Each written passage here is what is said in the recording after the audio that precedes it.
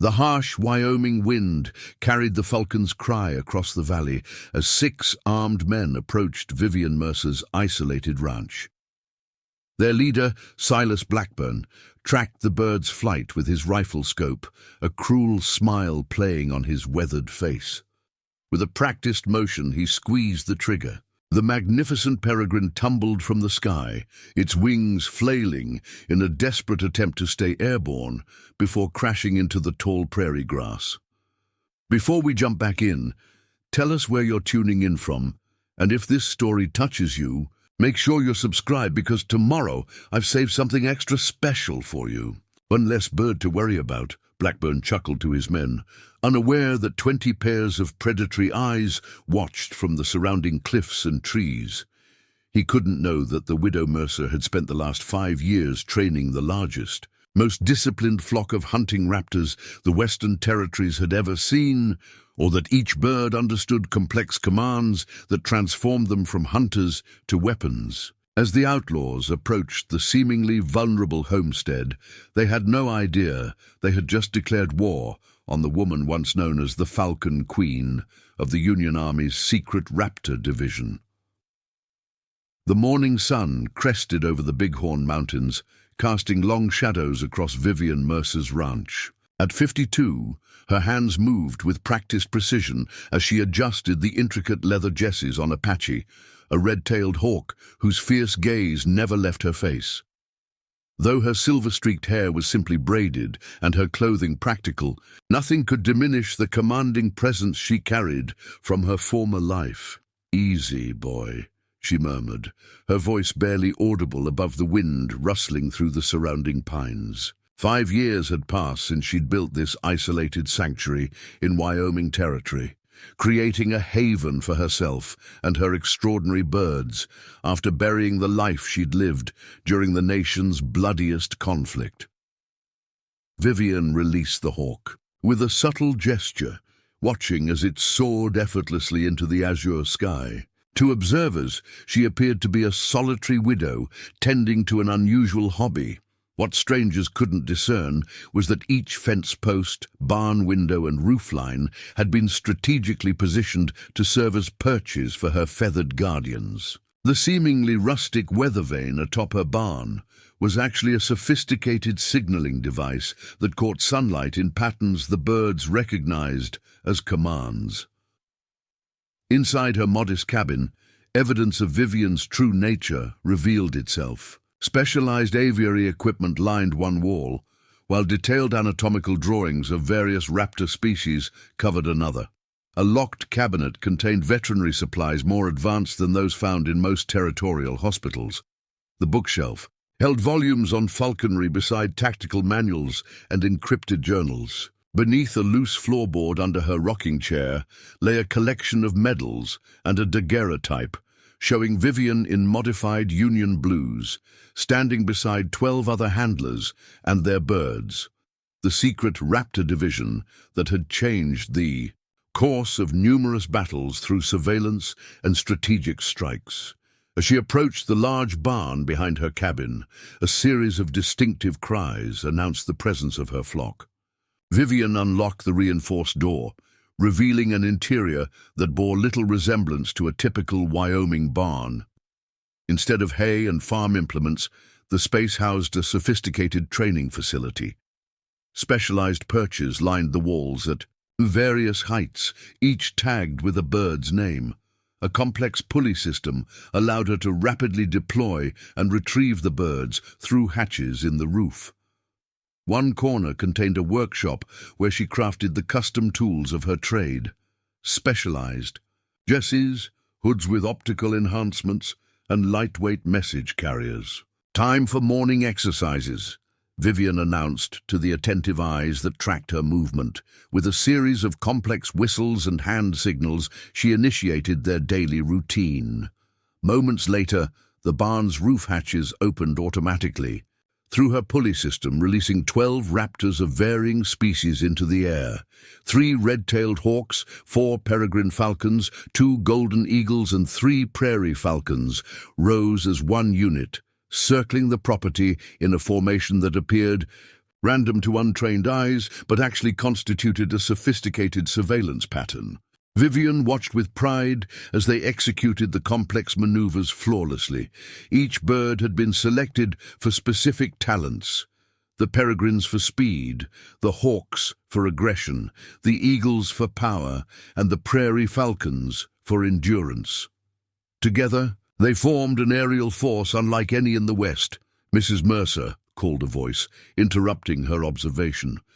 Vivian turned to see young Thomas Miller, the storekeeper's son from Silver Creek, approaching on horseback. At 16, he was one of the few locals she permitted regular access to her property, having recognized his genuine interest in her birds and his trustworthy nature. "Good morning, Thomas," she responded, carefully concealing the specialized command whistle she'd been using. "You're out early today." The boy dismounted, his expression troubled. "Pa asked me to bring your supplies early this week, and to warn you. There's been talk in town, strangers asking questions about the widow." "With the birds." Vivian's expression remained neutral, but her mind immediately began calculating potential threats. "What kind of strangers?" she asked, her tone casual despite her internal alertness. "6 men led by someone called Blackburn. Rough types with too many weapons and not enough manners. They've been showing a wanted poster with a woman's picture. Said she stole something valuable that belongs to a businessman named Victor Holloway." The name sent a chill through Vivian's spine, though she betrayed no reaction. Victor Holloway, the railroad magnate whose illegal operations she'd helped expose during the war, whose brother had died during one of her division's missions, and who had sworn vengeance against the bird woman he blamed for his family's disgrace. "What did Sheriff Taylor make of them?" she inquired, already moving toward her cabin with purpose, her mind formulating contingencies. "That's the other thing," Thomas replied anxiously. "Sheriff's out of town until tomorrow. Deputy's in charge, and everyone knows Jenkins isn't worth his badge when trouble comes." Vivian nodded, making a quick decision. "Thomas, I appreciate the warning. I think it's best you head back to town now." "But Mrs. Mercer, if trouble's coming, it's precisely because trouble might be coming that you need to leave," she interrupted firmly. "Tell your father I'm grateful for the early delivery. And Thomas," she added, her voice softening slightly, "stay in town for the next few days." As the boy reluctantly departed, Vivian returned to her cabin and moved directly to a hidden compartment beneath the stone hearth. From it, she retrieved a wooden box she hadn't opened since arriving in Wyoming. Inside lay her past. Official. Commendations signed by General Grant himself, tactical maps of Confederate positions acquired by her birds, and a rare photograph of her receiving the secretive Raptor Cross from President Lincoln, an honor bestowed upon only 7 handlers whose birds had changed the course of critical battles.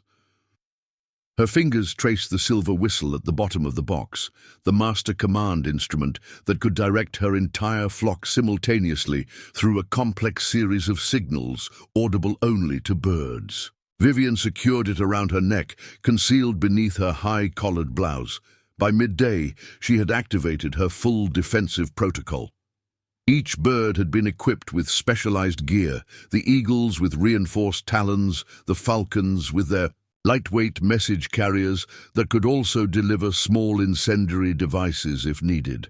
The perimeter of her property now featured subtle markers that would direct her flock to specific attack patterns. From her cabin's front porch, Vivian surveyed her domain with the calm assessment of a tactician. To casual observers, nothing had changed, just a widow tending her unusual hobby on an isolated ranch. But in reality, she had transformed the entire property into an aerial fortress, with her birds positioned strategically on nearby cliffs, and trees, invisible sentinels ready to respond to commands. As the afternoon shadows lengthened across the valley, Vivian spotted a dust cloud approaching from the east, riders coming fast along the main trail. Her posture remained relaxed, but her right hand moved to the whistle, concealed beneath her blouse. Silas Blackburn and his men would discover too late that they weren't hunting a helpless widow. They were walking into the territory of the most decorated bird handler in American military history. The 6 riders approached Vivian's ranch with practiced caution, spreading out in a formation that revealed their military background. Through her brass spyglass, Vivian observed their movements from her kitchen window. Silas Blackburn led the group, his imposing figure easily recognizable by the distinctive red bandana and the custom-engraved rifle slung across his back. The man riding to his right, thin and watchful with a hawk-like nose, scanned the surrounding terrain with the calculated precision of a scout. The remaining 4 men projected the hardened demeanor of hired guns who had abandoned any pretense of lawful employment years ago. "Mercury, observe," Vivian whispered into a small tube built into her window frame. Moments later, a sleek peregrine. Falcon launched from the barn roof, its flight pattern appearing random to untrained eyes, but actually following a specific reconnaissance route she had established years ago. The bird soared high above the approaching riders, invisible against the sun's glare. Vivian moved smoothly through her cabin, activating a series of mechanisms concealed within ordinary household items. A slight turn of her cast-iron stoves. Temperature gauge released a timed feed system on the roof that would sustain her birds if the confrontation lasted beyond nightfall. Pulling a specific book from her shelf unlocked a hidden compartment containing specialized bird-handling equipment designed for combat situations rather than hunting. "Keep your distance, Cutter," Blackburn's deep voice carried clearly across the open space as he addressed the wiry scout. "Remember what Holloway said about this woman? Don't underestimate her because she's alone." Vivian's mouth tightened at the mention of Holloway. The railroad magnate's vendetta had finally caught up with her. During the war, her specialized Falcon unit had intercepted crucial Confederate communications that exposed Holloway's illegal arms trading with both sides of the conflict. His brother Richard had been arrested and later died in prison, while Victor had escaped prosecution through his political connections. He had spent years searching for the members of the secret Raptor Division, particularly its female commander. The riders halted about 100 yards from her cabin. Through Mercury's eyes, trained to relay positions of threats through specific flight patterns, Vivian counted 8 firearms among the 6 men, 6 rifles, plus additional sidearms on Blackburn and a burly man with a scar running from his left temple to his jaw. "Dismount," Blackburn ordered his men. "Perkins, Jenkins, secure the perimeter. Madison, watch the barn. That's where she keeps those devil birds, according to our information." Vivian's fingers brushed against the specialized whistle hidden beneath her blouse. Years of military discipline kept her breathing steady as she assessed the tactical situation. The nearest sheriff was a day's ride away, and Deputy Jenkins was useless at best, possibly corrupt at worst. Her nearest neighbors, the Harrison family, lived 3 miles downriver and wouldn't hear any disturbance. A familiar screeching cry pierced the air as another of her falcons, Artemis, the aggressive female peregrine she'd rescued as a fledgling, circled above the men. The bird's distinctive rust-colored wing markings made her instantly recognizable to Vivian. Through her window, Vivian saw Blackburn track Artemis's flight with his rifle scope, his expression contemptuous. "Another one of her spies," he muttered. To Cutter, Holloway wasn't exaggerating about her obsession with these birds. A sharp crack echoed across the property as Blackburn fired at Artemis. The falcon banked sharply, avoiding the shot with the lightning reflexes Vivian had honed through countless training sessions. Pride surged through her at the bird's performance, though her expression remained impassive. Preparing and narrating. This story took us a lot of time, so if you're enjoying it, subscribe to our channel. It means a lot to us. Now, back to the story. "Mrs. Mercer!" Blackburn called out, his voice carrying easily to the cabin. "We know you're in there. We're not here to harm you, just to retrieve what you stole from Mr. Victor Holloway." Vivian remained silent, watching as the men exchanged glances. Their positioning revealed their strategy.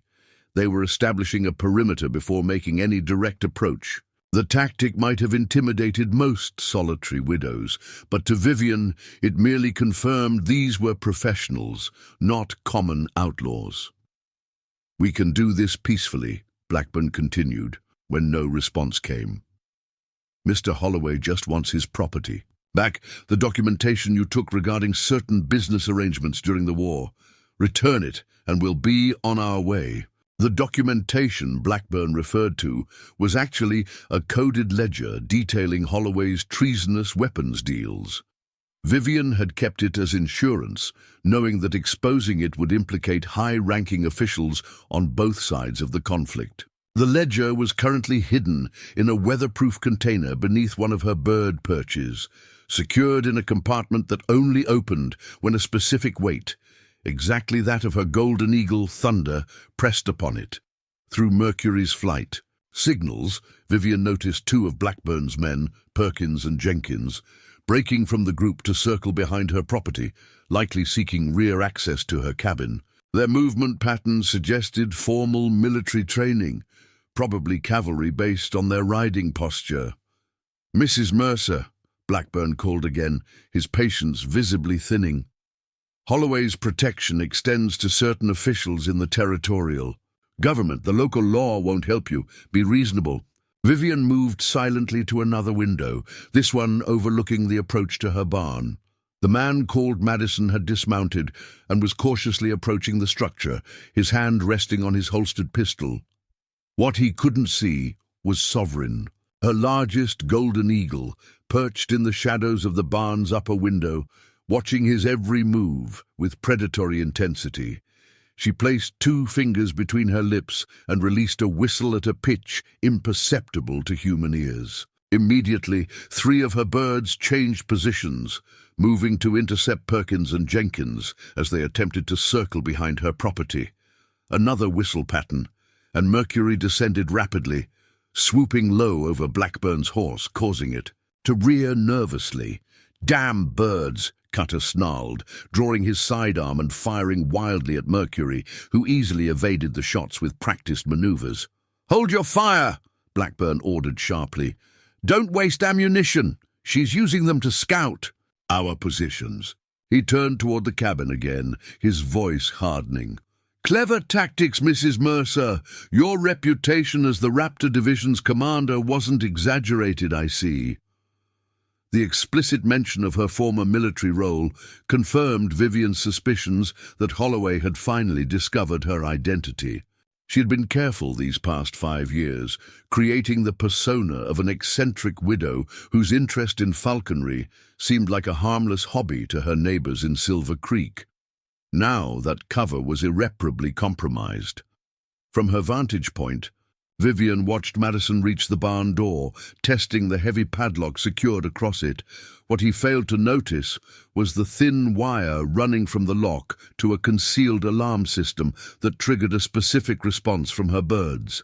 The moment Madison pulled on the lock, a series of mechanical clicks activated inside the barn. 3 roof hatches opened simultaneously, releasing a trio of prairie falcons that had been positioned for this exact scenario.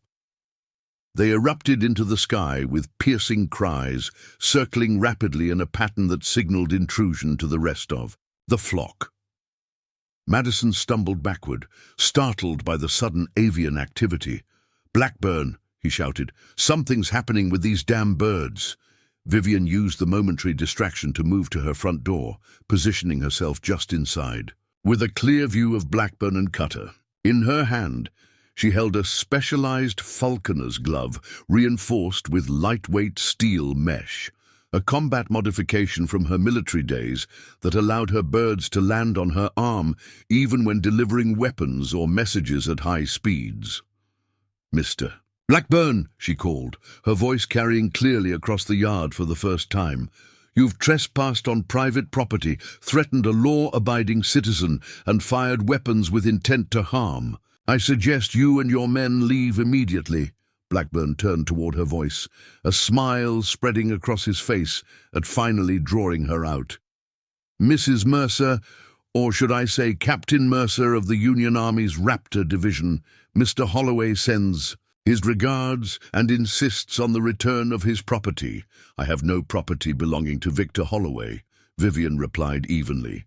Only evidence of his crimes against the United States government. Blackburn's expression hardened. You have until sundown to reconsider your position, Mrs. Mercer. After that, we'll be forced to search your property thoroughly, and I can't guarantee the safety of your birds or yourself. As if in response to his threat, 20 raptors appeared. On the horizon, summoned by the prairie falcon's alarm pattern, they formed a moving line against the sky, a silent declaration of forces that even Blackburn couldn't ignore. The brewing confrontation had escalated beyond threats. As shadows lengthened across the Wyoming Valley, both sides prepared for the inevitable clash when daylight faded. As Blackburn and his men established their positions around her property, Vivian retreated inside her cabin to implement her defensive strategy. The art of warfare with birds required meticulous planning, something she had perfected during her time commanding the Raptor Division. We'll wait her out, she heard Blackburn instruct his men through her listening system. A network of hollow reeds buried beneath the soil that channeled sound to specific points in her cabin. Set up camp by those pines. Madison, maintain watch on the barn. Cutter, take the first surveillance shift. Vivian moved to a concealed cabinet built into what appeared to be an ordinary china hutch. Inside lay specialized equipment she had, designed during the war, lightweight message carriers, protective talon sheaths made of hardened leather, and most importantly, her command whistles calibrated to different pitches for various tactical maneuvers. She selected 3 whistles, each crafted from polished bone, and engraved with specific patterns that helped her identify them by touch alone in darkness. One for attack commands, one for defensive formations, and one for emergency retreat signals. She strung them on a leather cord and secured them around her neck, hidden beneath her high-collared blouse. Next, Vivian moved to a trunk beneath her bed, extracting rolled parchments covered with detailed diagrams. She spread them across her kitchen table, revealing intricate attack patterns designed specifically for her birds. Each pattern had a name: Falling Star, River Current, Thunderhead, and utilized the natural hunting instincts of different raptor species in coordinated assault formations. Time to activate the full network, she murmured, moving to a small work table near her kitchen window. From a drawer, she withdrew a set of color-coded metal discs, each approximately the size of a silver dollar. These were her visual command markers, reflective plates that, when positioned strategically around her property, would catch sunlight, in patterns that her birds were trained to recognize as specific instructions. Blue for perimeter defense, red for aggressive engagement, silver for surveillance patterns. Through a small hatch in her pantry floor, Vivian descended into a narrow tunnel that ran beneath her cabin. The passage, reinforced with timber supports, salvaged from an abandoned mine, connected to multiple exit points across her property, one emerging in the root cellar behind the barn, another opening behind a false rock wall near the creek, and a third leading to a concealed shelter in the nearby cliffs. As she navigated the passage with practiced ease, Vivian reflected on how her military experience had shaped even the construction of her seemingly simple homestead. Every aspect of the property had been designed with tactical considerations in mind, from the barn positioned to catch prevailing winds that would carry her birds faster during launch, to the cabin windows angled to reduce glare that might interfere with visual signals to her flock. Emerging from the tunnel exit behind a cluster of boulders near the creek, Vivian carefully placed the first of her signal discs, securing it at a precise angle that would reflect afternoon sunlight in a specific pattern. She continued placing The markers in a widening perimeter, each position calculated to maximize visibility to her birds while remaining inconspicuous to Blackburn's men. Through subtle whistles and hand gestures, she deployed her birds in a defensive formation. 3 prairie falcons took up positions on the highest branches of surrounding pines, their keen eyes monitoring the Outlaws' movements. Her red-tailed hawks patrolled the perimeter at varying altitudes, creating a layered surveillance network that covered every approach to her property. The most strategic positions were assigned to her prized peregrine falcons: Mercury for long-range reconnaissance, Artemis to monitor Blackburn directly, and Hermes positioned above the trail leading back to Silver Creek to warn of any reinforcements. Her golden eagles, Thunder and Sovereign, remained in reserve. As her largest and most powerful birds, they were her ultimate defensive weapons, capable of diving at speeds that could knock a man unconscious and equipped with reinforced talons that could pierce leather. As she worked, Vivian spotted Madison cautiously circling her barn, testing windows and examining the roof hatches with growing curiosity. Through her specialized field glass, she observed him making notes in a small journal, mapping her defenses. His methodical approach marked him as more dangerous than the others. He wasn't just muscle, but a strategist. Back inside her cabin, through another tunnel entrance, Vivian opened a hidden compartment in her fireplace mantel. Inside lay a modified Spencer carbine, a lightweight, rapid-firing rifle she had carried during her military service. Unlike standard models, hers featured custom-tooled sights calibrated specifically for coordinating with aerial attacks from her birds. After checking the weapon's mechanism, she loaded it with specialized ammunition, rounds, designed to disable rather than kill. Vivian had learned during the war that wounding an enemy often created more tactical advantages than killing them, as injured men required care and resources from their companions. At her kitchen table, Vivian spread a detailed map of her property, marking the current positions of Blackburn's men with small stone markers. Based on their deployment pattern, she predicted their likely strategy: a perimeter containment followed by a synchronized approach after dark, when they assumed her birds would be less effective. What Blackburn couldn't know was that 5 of her falcons had been specifically trained for night operations during the war, their natural hunting abilities enhanced through specialized training techniques. Confederate commanders had never anticipated aerial surveillance after sunset, a crucial advantage that had helped Vivian's division locate and disrupt enemy supply lines with devastating effectiveness. From her window, Vivian watched as Blackburn conferred with Cutter, their body language revealing growing frustration with her lack of response to their ultimatum. Good uncertainty and impatience would lead to mistakes. Military strategy often hinged not on superior numbers but on psychological advantage. She moved to a small writing desk and quickly penned 2 letters. The first contained detailed information about Holloway's illegal activities and her current situation, addressed to Captain Marcus Donovan of the U.S. Marshals in Cheyenne, her former second-in-command from the Raptor Division, who now served in law enforcement. The second was addressed to Thomas Miller's father in Silver Creek, warning him to keep his family safe and alerting Sheriff Taylor upon his return. Vivian sealed the letters and placed them in specialized message carriers, designed to be lightweight yet secure. She then moved to the barn through her underground passage, emerging through a concealed hatch in the floor. Inside, the remaining birds watched her with alert intelligence as she approached Falcon, her fastest peregrine. The bird stepped willingly onto her gloved hand as she attached the message carrier to its leg, using a specialized harness that would remain secure even during the bird's fastest dives. To Cheyenne? Direct route, she instructed, using specific hand gestures that reinforced the verbal command. With a subtle wrist movement, she launched Falcon through a small roof hatch, watching as the bird oriented itself and shot eastward. Like an arrow, quickly becoming a speck against the distant mountains. The second message would go with Talon, a reliable prairie falcon she'd trained specifically for night flights. That bird would depart after sunset, using the darkness as cover, to reach Silver Creek undetected by Blackburn's lookouts.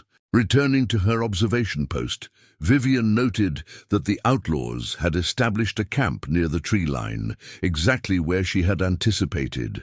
Their positions provided them excellent coverage of conventional approaches to her property, but left critical blind spots she had intentionally created through careful landscape manipulation over the years. Through her spyglass, she observed Perkins and Jenkins constructing what appeared to be crude cages, obviously intended for capturing her. Birds. The sight caused a cold anger to settle in her chest. During the war, she had watched Confederate forces shoot down 3 of her birds, their only crime being loyalty to their handler and country. She would not allow history to repeat itself. As the afternoon progressed, Vivian activated another element of her defense system. Using a series of small mirrors positioned throughout her property, she created momentary flashes of light, signals that instructed her birds to begin specific harassment tactics against the intruders. Mercury swooped low over Cutter's position, forcing him to duck instinctively. 2 red-tailed hawks executed precision dives near the Outlaws' horses, causing the animals to stamp nervously and require constant attention. A prairie falcon dropped a small stone directly in front of Madison as he examined the barn's rear entrance, the calculated near miss causing him to flinch backward. None of these actions were directly aggressive, but they served their purpose, creating psychological pressure and preventing Blackburn's men from becoming comfortable in their positions. It was an old military tactic Vivian had adapted for her unique capabilities. Deny the enemy rest, and their effectiveness diminishes exponentially. As the sun began its descent toward the western mountains, Vivian made her final preparations. The coming darkness would bring the confrontation to its next phase, and she would be ready. The amber glow of sunset cast long shadows across the valley as Silas Blackburn gathered his men around a small campfire established at the edge of the tree line. His weathered face, illuminated by the flickering flames, revealed the calculated patience of a man accustomed to siege tactics. The day's standoff had yielded little progress, but Blackburn showed no signs of frustration. Unlike his increasingly agitated men. "She's just one woman," grumbled Perkins, a stocky former cavalryman with a pronounced limp from a wilderness campaign injury. "We could rush the cabin, be done with this by now." Blackburn's cold gaze silenced him immediately. That, just one woman, commanded the Union's most effective aerial reconnaissance unit during the war. Holloway's brother died in prison because of the intelligence her birds gathered. He unfolded a worn map across his knee, its edges frayed from frequent handling. Underestimating Captain Vivian Mercer is exactly how the Confederacy lost 3 supply depots and an ammunition factory. Madison, the youngest of the group but with the observant eyes of a natural scout, nodded in agreement. "The barn has at least 7 roof hatches, I counted, all on mechanical systems. The cabin windows are positioned for maximum visibility with minimal exposure. Even the well placement provides cover for moving between structures." He shook his head with reluctant admiration. "She's turned this whole ranch into a tactical position." "Which is why we'll approach this methodically," Blackburn replied, tracing routes on the map with a blackened fingertip. "Madison, what did you observe about the birds' patterns?" The young man consulted his notebook, flipping through pages of detailed observations. 23 birds total that I've counted, different species with different roles. The falcons handle surveillance. They're the ones watching us right now." He gestured upward without looking, where 2 peregrine falcons circled in the darkening sky. "The hawks seem to patrol specific territories, and those 2 golden eagles haven't moved from their perches by the cliffs." They're waiting for something. Cutter, the wiry scout with nervous hands that never strayed far from his knife, spat into the fire. Birds are just birds. Bullets fly faster. Tell that to the Beaumont Regiment, Blackburn countered. Lost 30 men to Mercer's birds during the Shenandoah Valley campaign. The Raptors would drop incendiary devices on ammunition wagons or small stones with precision accuracy, directly into sentries' faces. Some carried thin wires that sliced through tent ropes at night, collapsing shelters and creating chaos during surprise attacks. He turned to Jenkins, a former artillery sergeant whose expertise with explosives had proven valuable in previous jobs. What's your assessment of the structural vulnerabilities? Jenkins scratched his greying beard thoughtfully. Cabins reinforced, log construction, with what looks like metal plating beneath the exterior boards in key sections. Standard fire tactics won't work quickly. The barn's more vulnerable, but I'm betting that's intentional, a target to draw our attention while she operates from the cabin. Blackburn nodded, pleased with the thoroughness of his team despite their impatience. Holloway's paying us $5,000 to retrieve his ledger and deal with the Mercer woman. He specifically said alive if possible. He wants the satisfaction of seeing her stand trial for his brother's death. And the birds?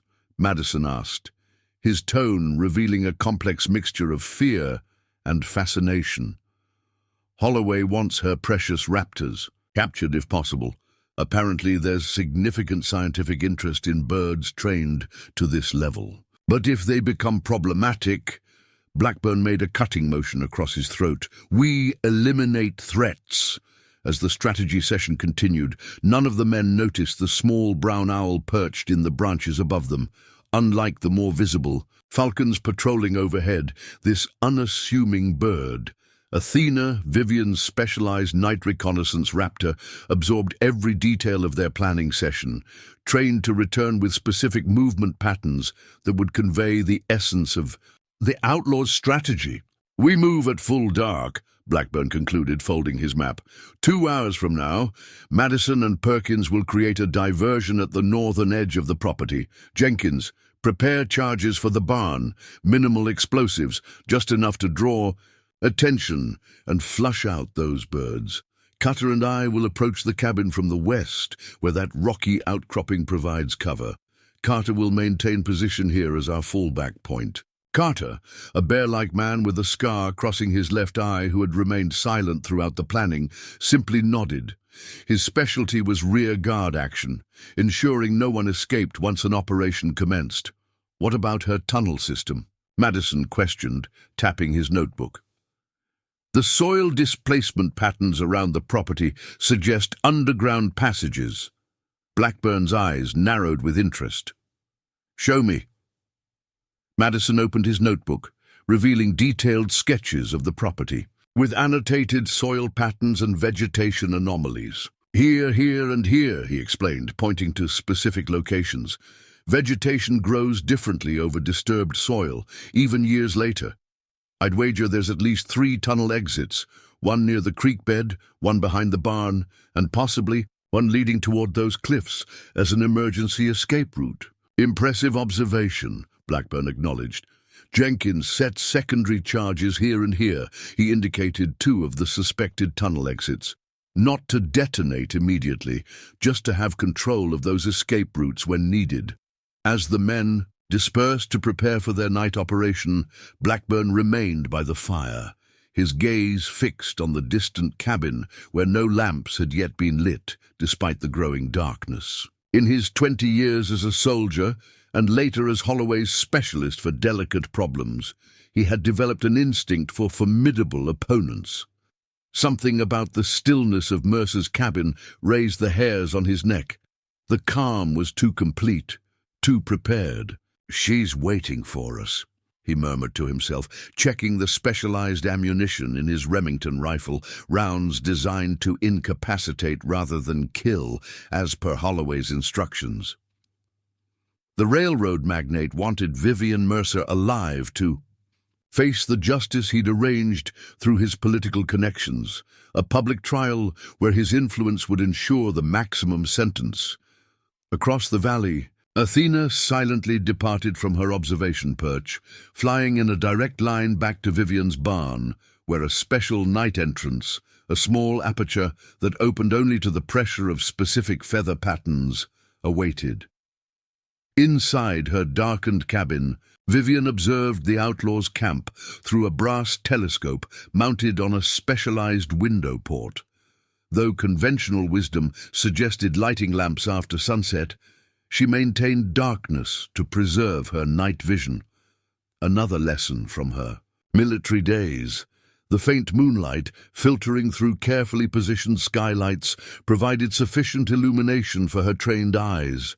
When Athena returned through the specialized barn entrance, Vivian received the bird on her armored glove, immediately noting the pattern of head movements and wing positions that constituted the owl's report system. Each gesture, carefully trained over years of work, conveyed specific information about enemy numbers, positions, and intentions. So they're planning a night assault with diversionary tactics, she interpreted, stroking Athena's feathers with approval. Explosives at the barn, and a two-pronged approach. A grim smile touched her lips as she reached for a particular whistle from her collection. Precisely as anticipated, she moved to a concealed panel in her living room wall, sliding it open to reveal an array of specialized equipment rarely seen outside military operations. Among these were small clay containers sealed with wax, her own formulation of flash, compounds that, when broken, created momentary brilliance that transformed night to day. Another shelf held thin mesh nets weighted with small iron beads, designed to be carried and deployed by her eagles to entangle targets below. Most specialized were the talon attachments, lightweight leather and metal extensions that increased her birds' striking capability without hampering their flight. These had been her most closely guarded innovation during the war, the secret behind her division's most successful operations against Confederate officers. Through a series of specialized whistles, she communicated the Outlaws' plan to her birds, assigning each to specific countermeasures. Thunder and Sovereign, her golden eagles, would target Jenkins and his explosives. The Falcons would handle surveillance and strategic harassment. Her red-tailed hawks would focus on the diversion team of Madison and Perkins. As full darkness descended over the Wyoming Valley, both sides completed their preparations. Blackburn's men checked weapons, distributed ammunition, and rehearsed their approach vectors. Vivian's birds took up their assigned positions, virtually invisible in the night sky or perched among the shadows of trees and rock formations, awaiting their mistress's commands. The confrontation had evolved beyond a simple attempt to recover Holloway's ledger. It had become a chess match between two tactical minds. Blackburn's conventional military expertise against Vivian's revolutionary integration of avian intelligence with strategic defense. As the moon rose higher, casting silver light across the landscape, the widow's ranch transformed into a battlefield where convention would soon meet innovation in a clash that neither side could fully predict. The night air hung still and heavy as Blackburn gave the signal to begin. His men moved with practiced stealth, their dark clothing blending with the shadows as they separated into their assigned teams. Madison and Perkins headed north, carrying bundles of dried brush soaked in kerosene to create their diversion. Jenkins moved toward the barn with his satchel of carefully measured explosives, while Cutter shadowed Blackburn on their western approach to the cabin. Carter remained at their camp, a Winchester rifle across his knees as he maintained their fallback position. His scarred face betrayed no emotion as he watched his companions disappear into the darkness. Inside her cabin, Vivian tracked their movements through an ingenious system of tripwires connected to small bells concealed in hollow sections of her walls. Each vibration translated to specific information: number of intruders, direction of approach, approximate weight and speed. The system, inspired by Native American perimeter alarms she'd studied during the war, allowed her to see movement across her property even in total darkness. A soft trill from the northwest bell alerted her to Madison and Perkins' approach. Vivian brought a specialized whistle to her lips, its sound imperceptible to human ears but crystal clear to her nocturnal hunters. Two barred owls, Artemis and Apollo, launched from their perches in response, their silent flight making them perfect for night interception. Unlike the dramatic birds of prey that commanded attention during daylight, Vivian's owl team operated with ghostly efficiency. Their specialized training emphasized stealth over spectacle, intelligence gathering over direct engagement. During the war, her opponents had prepared for hawks and falcons while remaining oblivious to the owls that mapped their positions and movements with methodical precision. Through her night vision spyglass, a rare prototype developed by Union engineers specifically for her division, Vivian observed Jenkins approaching her barn. His careful movements betrayed his expertise with explosives as he systematically examined the structure's foundation, looking for optimal placement points. "Sovereign intercept," she whispered into another specialized whistle. The massive golden eagle, its wingspan over 7 feet, detached from the shadow of the barn's roof peak, where it had been waiting motionless. Unlike most birds of prey, Sovereign had been specifically conditioned for night operations, a training regimen that had taken Vivian nearly 2 years to perfect. The eagle descended in a controlled glide, utterly silent until the moment its reinforced talons locked onto Jenkins' satchel. The explosives expert let out a startled cry as the massive bird tore the bag from his grasp with strength that nearly dislocated his shoulder.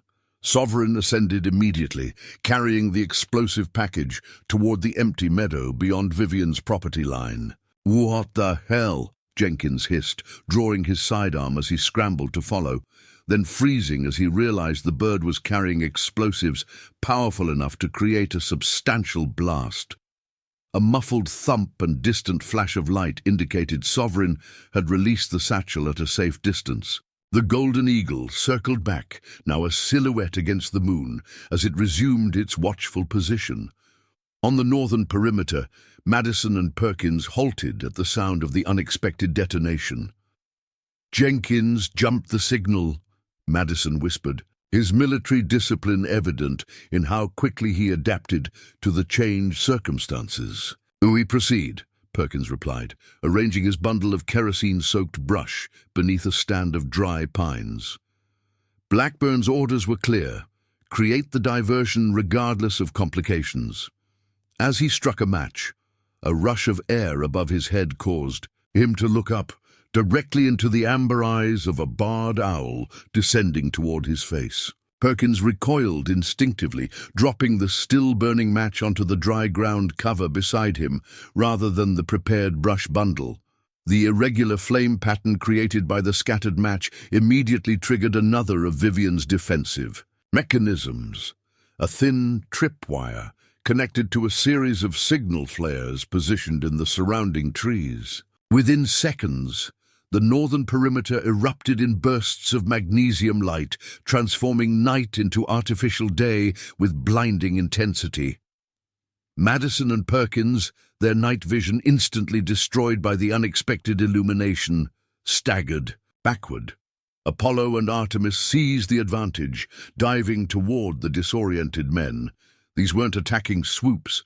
The owls executed precision strikes against specific targets. Apollo's talons sliced through Madison's ammunition belt, separating it from his body, while Artemis knocked Perkins' hat from his head with surgical precision. The coordinated assault wasn't designed to injure, but to disorient and disarm. Tactics Vivian had perfected when tasked with capturing rather than killing high-value targets during the war.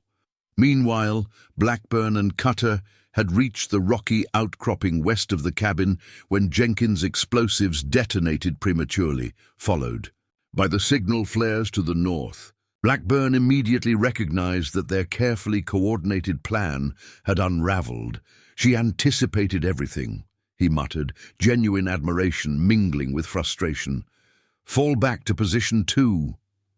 Cutter nodded, but as he turned to retreat, a red-tailed hawk descended from nowhere, its wings spread to an impressive 6-foot span. The bird didn't attack directly. Instead, it released a small object that shattered on the ground between the men. Thick, disorienting smoke billowed upward, carrying a pungent herbal scent that immediately caused their eyes to water and throats to constrict. Blackburn recognized the tactic from campaign reports he'd read about Mercer's division. Hawks deployed as aerial delivery systems for non-lethal chemical compounds that temporarily incapacitated without causing permanent damage. "Cover your face," he ordered, pulling a bandana over his nose and mouth as they stumbled away from the expanding cloud. From her position inside the cabin, Vivian watched the deterioration of Blackburn's carefully planned assault with grim satisfaction. Every contingency the Outlaws had prepared had been countered with precise defensive measures tailored to their specific approach. Yet she remained vigilant. Blackburn's reputation suggested he wouldn't be deterred by initial failures. If anything, setbacks would only sharpen his tactical thinking. The night's confrontation had barely begun. A subtle vibration from her eastern perimeter alert system indicated movement where none of Blackburn's men had been deployed. Vivian immediately recognized the implications. Either they had kept one man in reserve or reinforcements had arrived.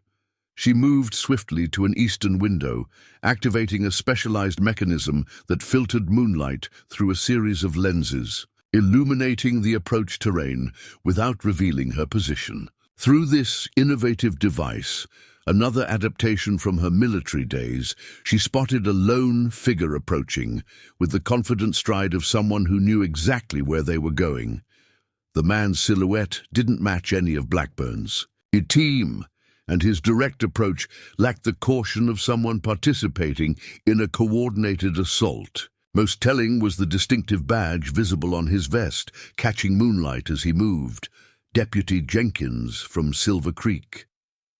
Vivian's expression hardened as the pieces fell into place. The corrupt deputy's unexpected appearance explained how Blackburn had obtained such detailed information about her property and routines. The local law enforcement she'd been counting on for eventual support had been compromised. "Mercury, confirm identity," she whispered into a specialized tube that carried her voice to a concealed section of the barn where her fastest peregrine waited on standby. The Falcon launched through a roof hatch, executing a silent reconnaissance pattern that allowed it to observe the approaching figure from multiple angles without being detected. The bird's return flight path, a specific meandering pattern rather than direct, confirmed Vivian's suspicion. Deputy Jenkins was approaching, and his hand rested comfortably on his holstered pistol. This development complicated her defensive strategy. While her preparations were effectively neutralizing Blackburn's team, the appearance of corrupt law enforcement added a problematic dimension. Any action against a deputy, however justified, would carry legal consequences that could undermine her position even if she successfully defended her property. Vivian reached for a specialized whistle she hadn't yet employed, one designed for precision distraction rather than direct confrontation. The security of Holloway's ledger remained paramount, but navigating this new complication would require adapting her tactics to account for the deputy's official position. As the deputy approached her front porch with unwarranted confidence, Vivian made a split-second decision.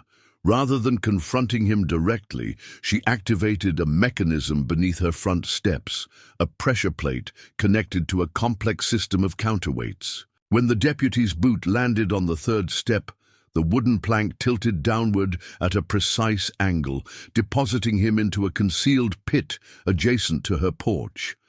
The 6-foot depth was calculated perfectly, enough to contain without injuring, lined with soft earth that would cushion his fall. Before the deputy could react to his sudden predicament, a mesh net deployed across the top of the pit, securing him in place.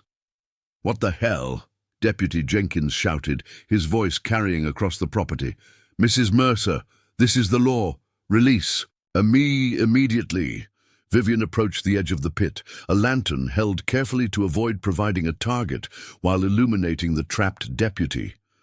"We both know you're not here in an official capacity, Deputy," she replied calmly. "Your arrangement with Holloway and Blackburn violates your oath of office." The deputy's expression shifted from indignation to calculation. "You're making dangerous accusations, Mrs. Mercer. Sheriff Taylor won't take kindly to one of his deputies being treated this way." "I look forward to discussing that with him," Vivian responded, "along with the detailed record of your meetings with Blackburn at the Silver Dollar Saloon over the past week." The deputy's momentary shock confirmed her assertion, though she had based it solely on logical deduction rather than actual observation. Sometimes, Vivian reflected, psychological warfare required calculated bluffs. Blackburn crouched behind, a fallen log, his expression severe as he assessed the rapidly deteriorating situation.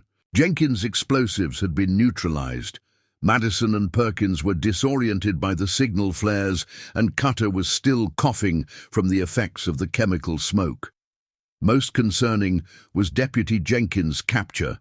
The local lawman's involvement had been meant to provide legitimate cover for their operation, if necessary.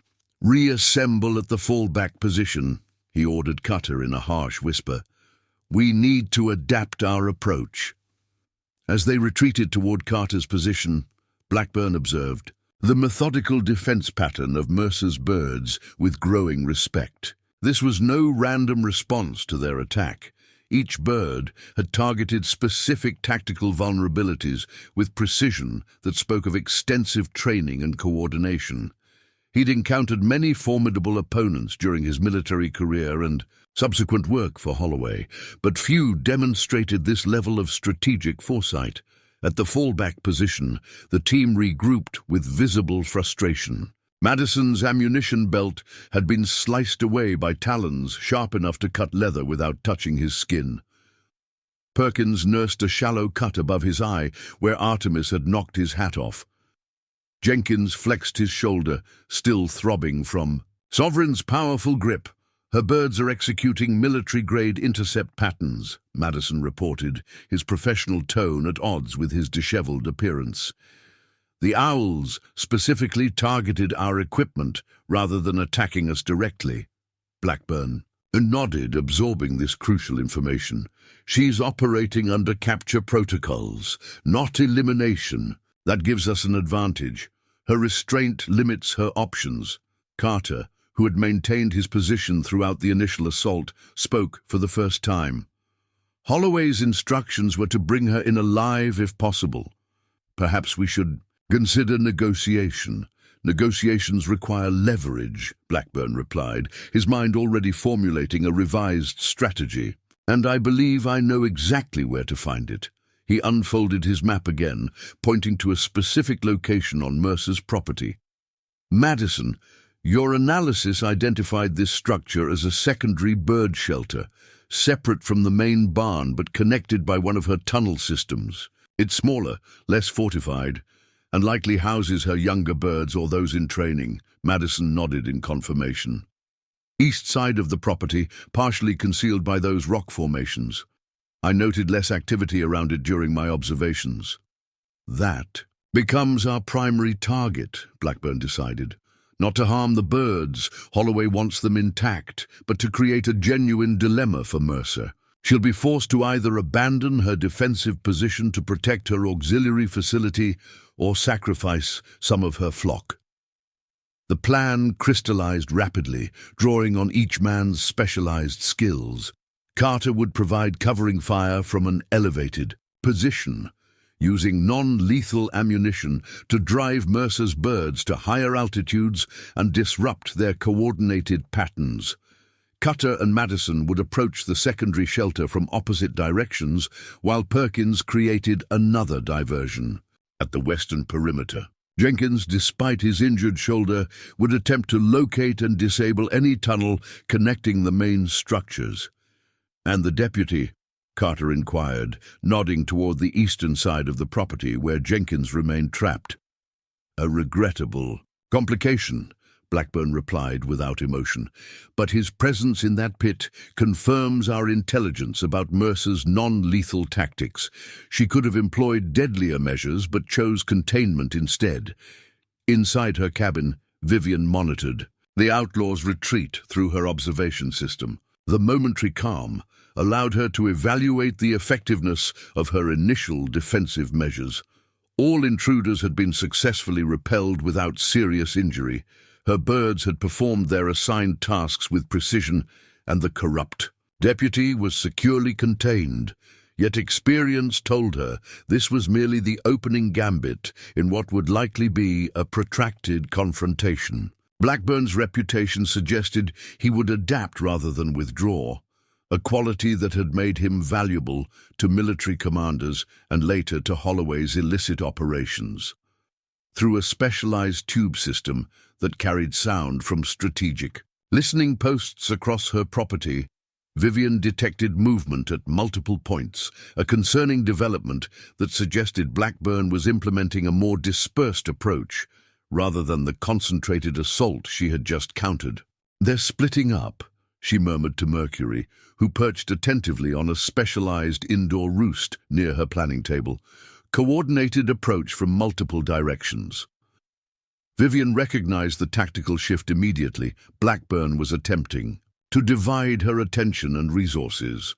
A standard military response would be to concentrate defenses at the most vulnerable point, but her integrated avian system allowed for a more flexible counter-strategy.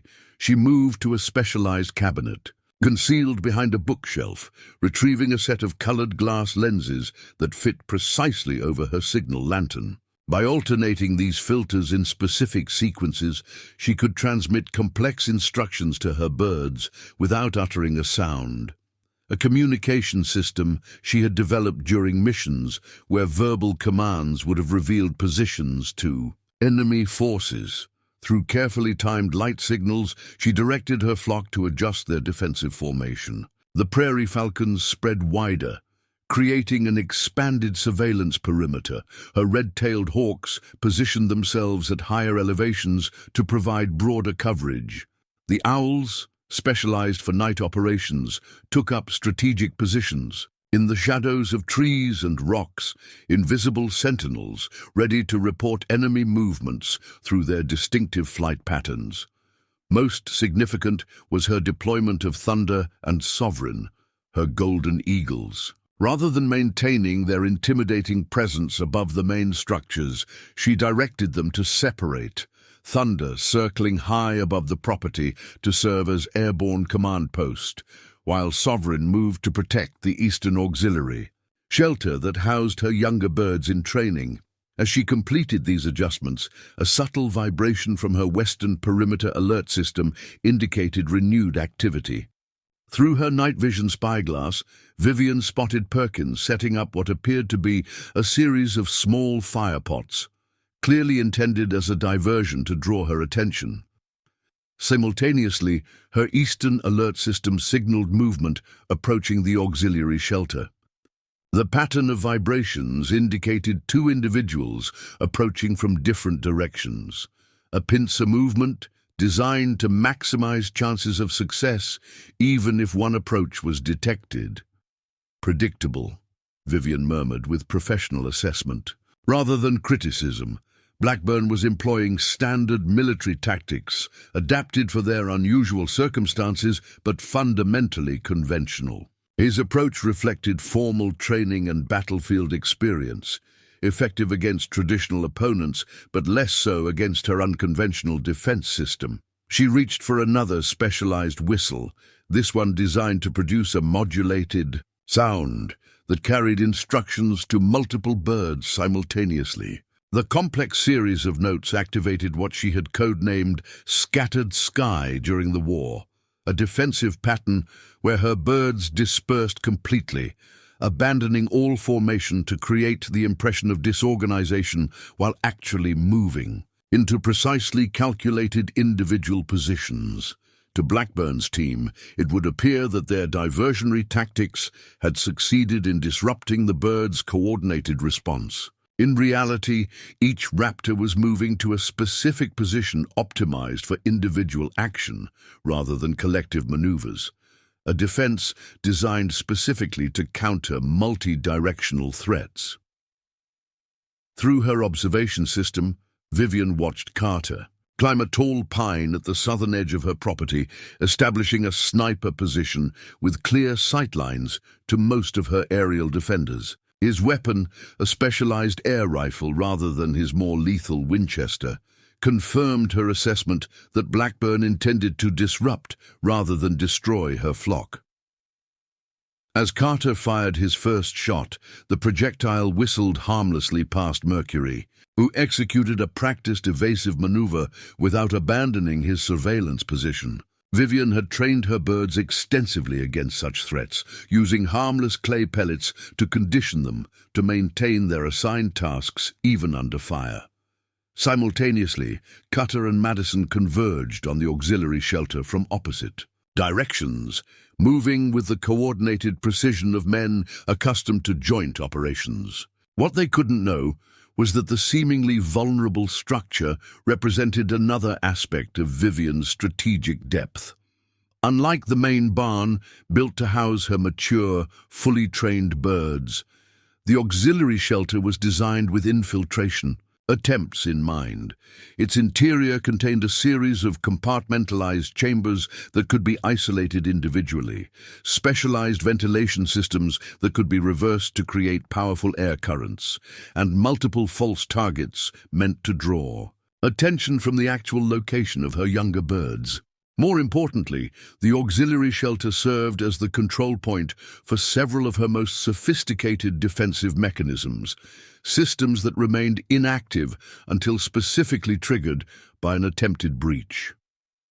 As Cutter approached the shelter's rear entrance, the ground beneath his feet suddenly shifted, a section of earth dropping 6 inches with an audible click. He froze immediately, the instincts of a seasoned soldier recognizing the distinctive sound of a pressure-triggered mechanism. Simultaneously, Madison reached the shelter's side window, carefully testing it for alarms before attempting to open it. The window slid upward with suspicious ease, setting off no obvious alerts. His caution giving way to urgency, Madison hoisted himself through the opening. The moment both men breached their respective entry points, Vivian's trap activated. The auxiliary shelter's roof panels slid open, releasing a dozen specially trained pigeons, not combat birds like her raptors, but messenger birds carrying small pouches of crimson powder. As they burst upward in a startled cloud, the powder dispersed, instantly marking both intruders with distinctive red stains that would make them visible targets even in darkness. This development transformed the tactical landscape yet again, as Blackburn's carefully coordinated assault fragmented into individual survival responses. The battle for Widow Mercer's ranch had entered its next phase, with neither side willing to concede defeat. As dawn approached, the tactical stalemate between Vivian and Blackburn's team entered a critical phase.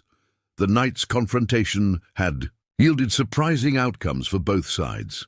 Blackburn had lost the element of surprise and seen his coordinated assault fragmenting into individual skirmishes. Vivian had successfully defended her position, but expended significant resources doing so, with several of her birds showing signs of fatigue after hours of constant vigilance. Madison and Cutter, still marked with the distinctive red powder from the auxiliary shelter trap, had retreated to the tree line to regroup. Jenkins had discovered that his attempt to locate the tunnel entrance had led him into another of Vivian's carefully designed containment systems, a narrow passage that dead-ended in a reinforced chamber with no exit save the way he had entered, which had sealed behind him, Carter maintained his elevated position in the pine tree, though his effectiveness as a sharpshooter had diminished as Vivian's birds adapted to his presence, maintaining their patrol patterns just beyond his accurate range. Only Perkins had achieved marginal success, managing to set fire to a small storage shed at the western edge of the property, a structure Vivian had intentionally left vulnerable as it contained nothing of value. As pink and gold streaks began illuminating the eastern horizon, Blackburn called for his team to withdraw to their fallback position for reassessment. The changing light conditions would transform the tactical environment, potentially shifting advantages as night birds retired and day hunters took over. "We've underestimated her defensive capabilities," Blackburn acknowledged as his men gathered around him, their expressions revealing a mixture of frustration and grudging respect. "Conventional approaches aren't effective against her integrated system." Madison, still attempting to remove the crimson powder from his clothing and skin, looked up with unexpected intensity.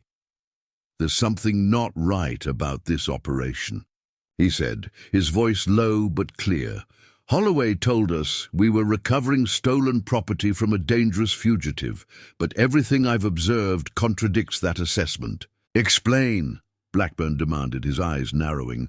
"Her defensive systems are sophisticated but non-lethal," Madison replied, gesturing toward the red stains covering his arms.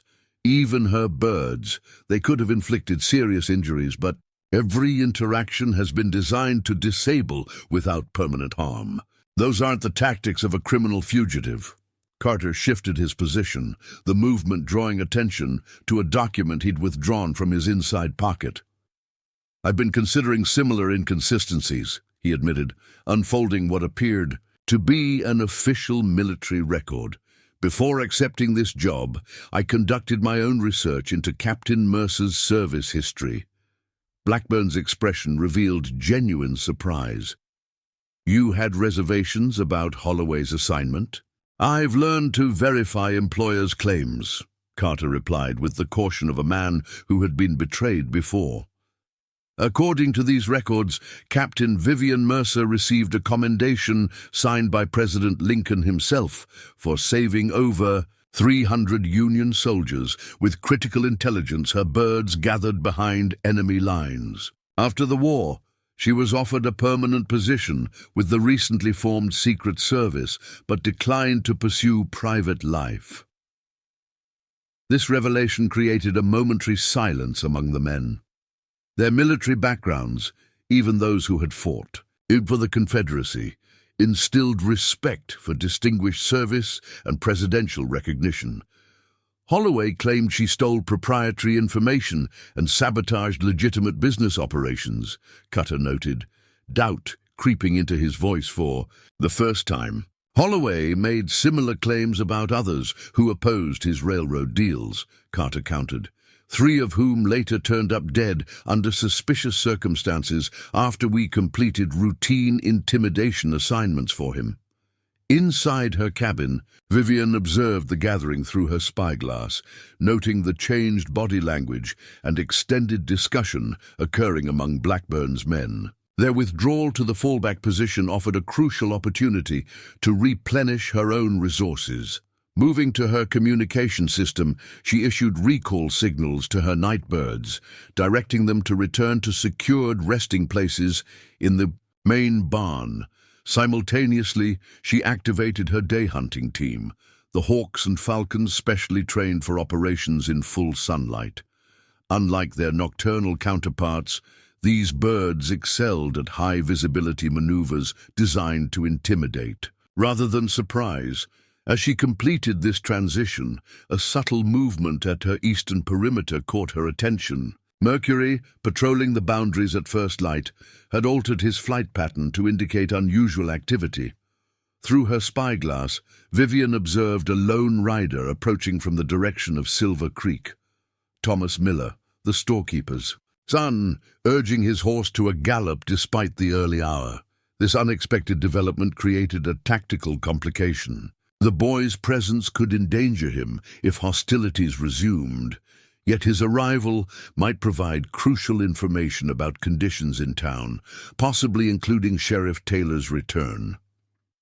Making a swift decision, Vivian activated a specialized signal mechanism concealed within her property's boundary markers. A series of reflective panels angled to catch the morning sunlight, creating a coded pattern visible from both Blackburn's position and the approaching rider. To untrained eyes, the flashes would appear random, but to anyone familiar with military signaling, they clearly communicated, "Cease hostilities, neutral party approaching." At the Outlaws' position, Blackburn immediately recognized the signal pattern. "Hold positions," he ordered his men, raising his spyglass toward the eastern trail. "Someone's coming. Civilian riding hard." The tactical implications of this development weren't lost on Blackburn.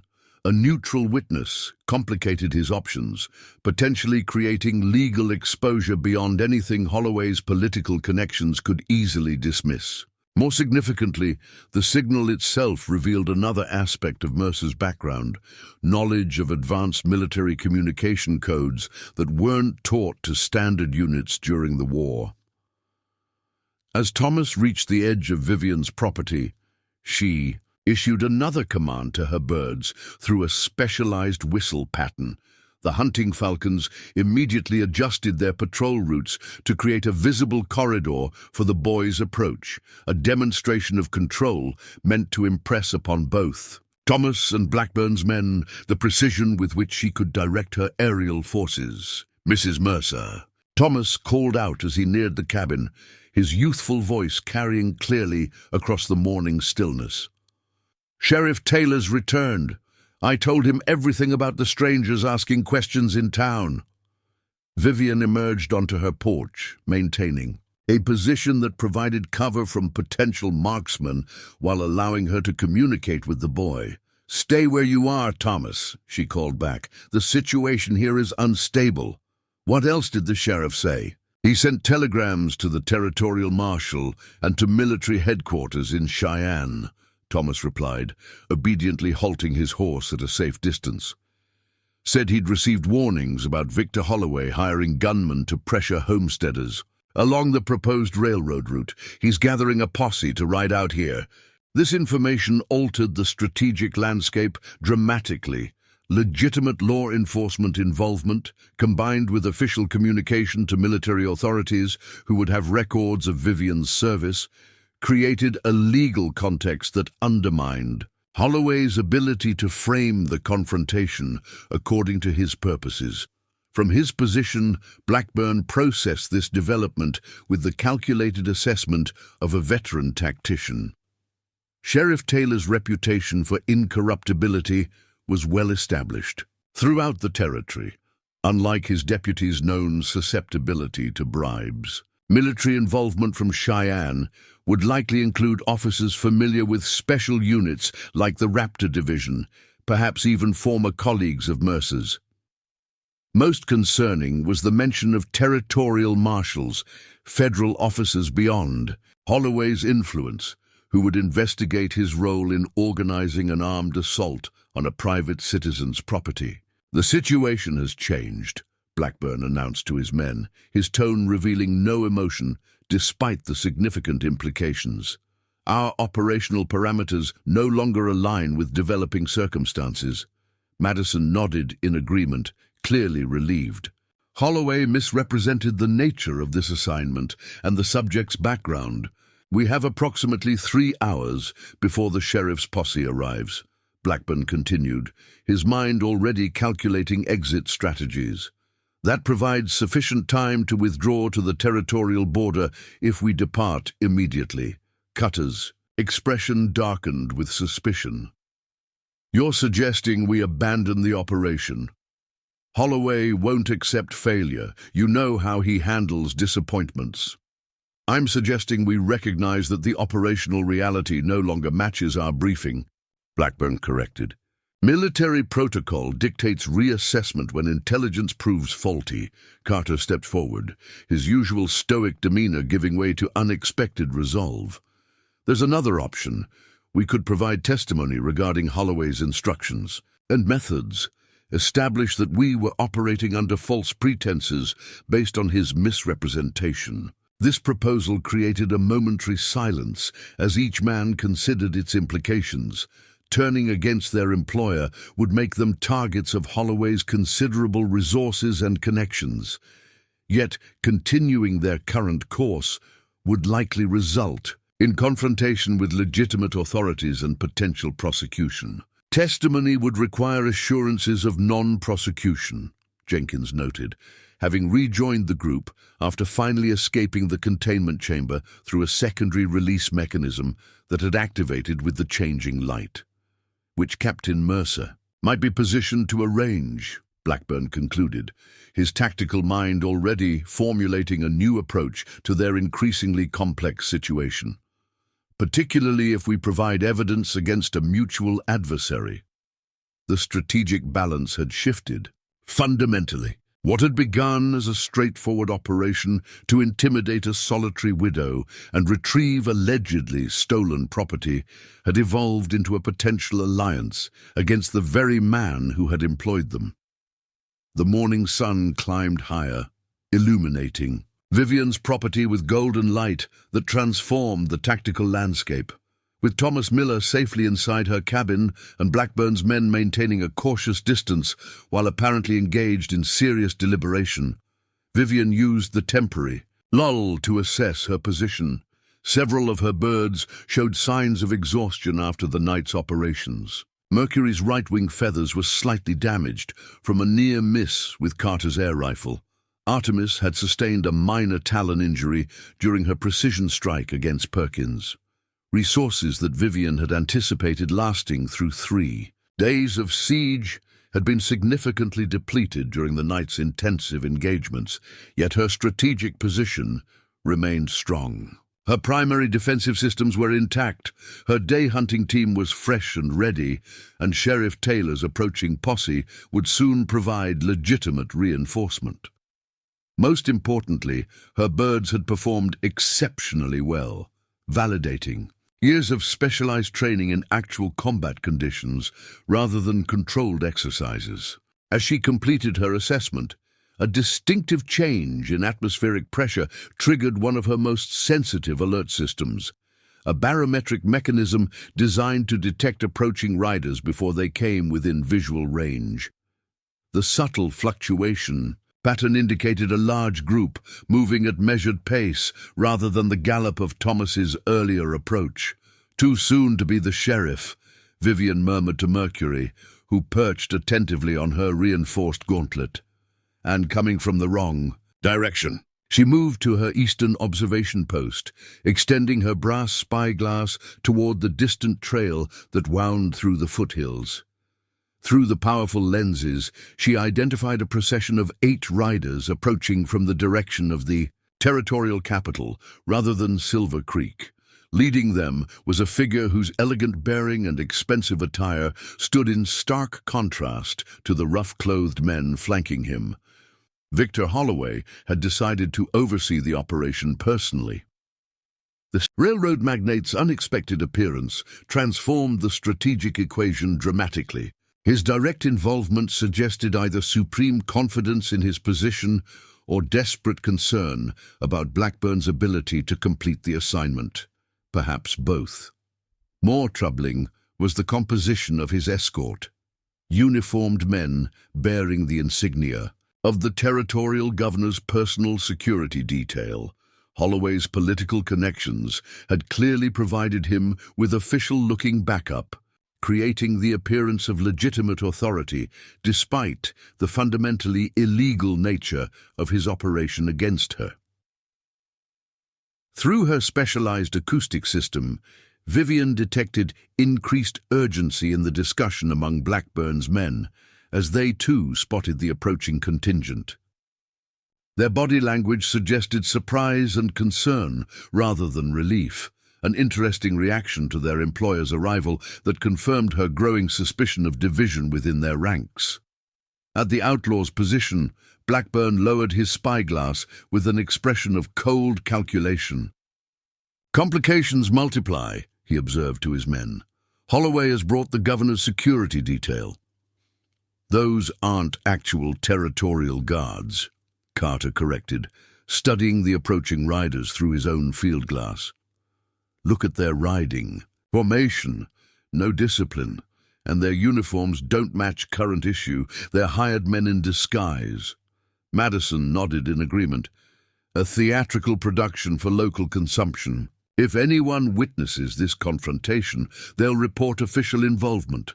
Exactly what Holloway wants to legitimize his seizure of Mercer's property." "This changes our position," Blackburn decided, his military discipline asserting itself, as he rapidly analyzed the evolving situation. Falsifying official representation escalates this beyond a property dispute to potential treason. He turned to his men, noting their varied expressions as they processed this development. "Each of you must make your own decision. I cannot order you to stand against what appears to be territorial authority, even knowing it's fraudulent." After a moment of tense silence, Carter spoke first. "My service record includes defense of civilian populations against unauthorized force. I stand with legitimate authority, which in this case appears to be Captain Mercer." One by one, the others voiced similar positions. Even Cutter, the most mercenary among them, recognized that Holloway's deception had created legal exposure, beyond what any payment could justify. Only Perkins hesitated, his loyalties clearly torn between his comrades and his employer. "Time to decide," Blackburn informed him without pressure or judgment. "Holloway will be within communication range in approximately 5 minutes." Inside her cabin, Vivian made her own rapid preparations for Holloway's arrival. She secured Thomas in her reinforced root cellar, ensuring the boy would be protected if violence erupted. Next, she retrieved the disputed ledger from its hiding place, confirming its contents remained intact. Detailed records of Holloway's illegal weapons trading during the war, including transactions with Confederate forces that constituted treason. Most crucially, she activated her most sophisticated defensive protocol, a coordinated deployment of her entire flock in what she had codenamed Sovereign Sky during her military service. Unlike standard defensive patterns, this formation utilized each bird's specific strengths in an interlocking system designed to control all aerial approaches to her property. The Golden Eagles took the highest positions, maintaining surveillance over the entire valley. Peregrine Falcons created a middle defensive layer, their incredible speed allowing rapid response to any threat. Red-tailed hawks patrolled the lower regions, while the prairie falcons maintained specific positions that allowed them to move into any gap that might develop in the overall formation.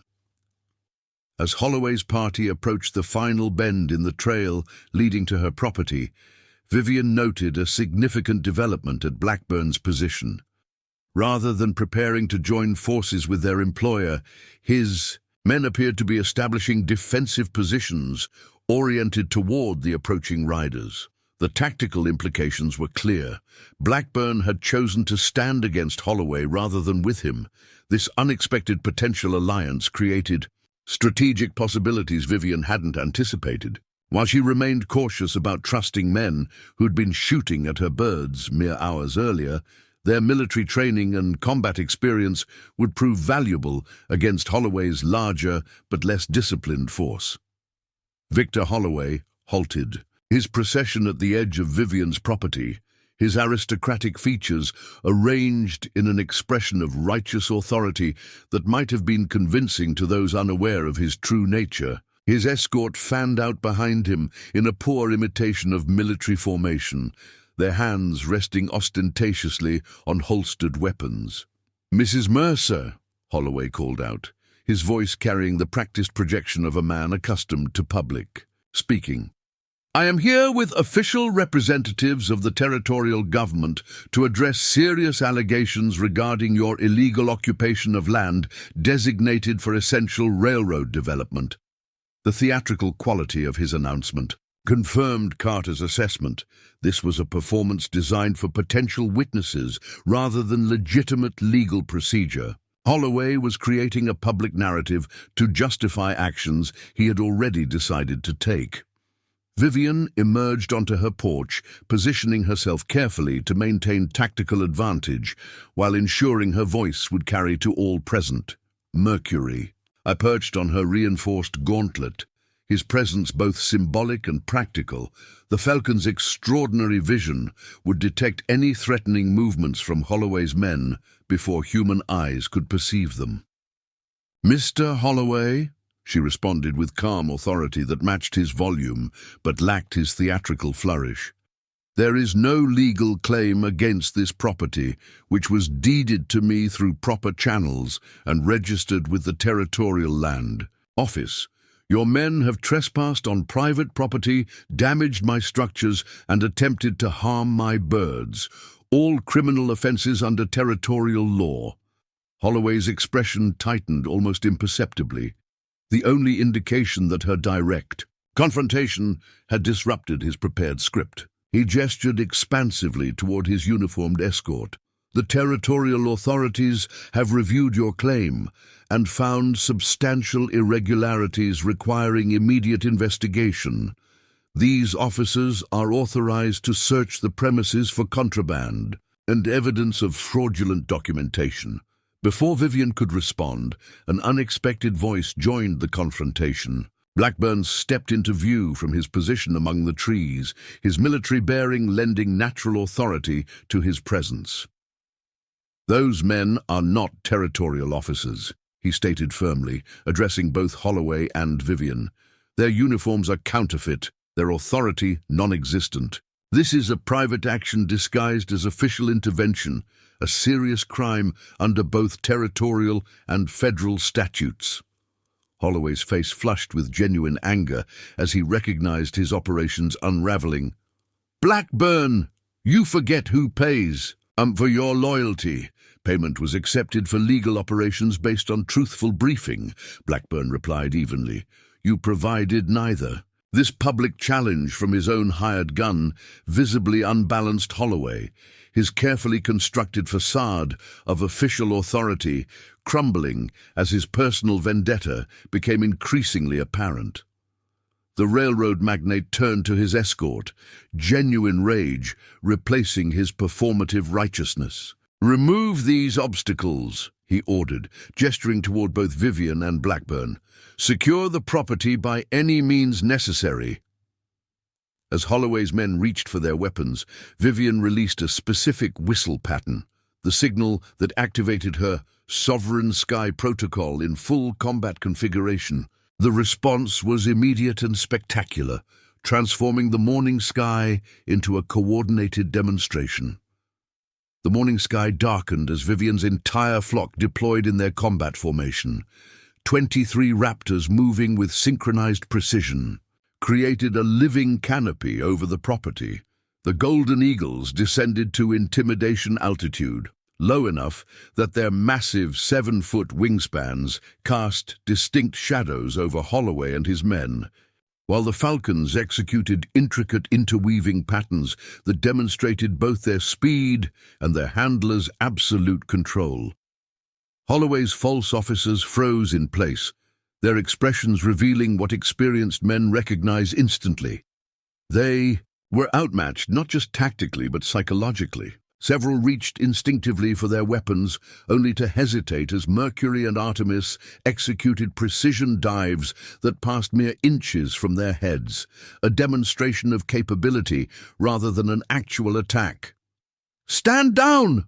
Holloway shouted, his composure cracking as the carefully orchestrated confrontation spiraled beyond his control. "Shoot those damn birds out of the sky." One man raised his rifle, tracking Sovereign's flight path with visible nervousness. Before he could fire, Carter's precisely aimed shot kicked up dirt at his feet. The warning was unmistakable.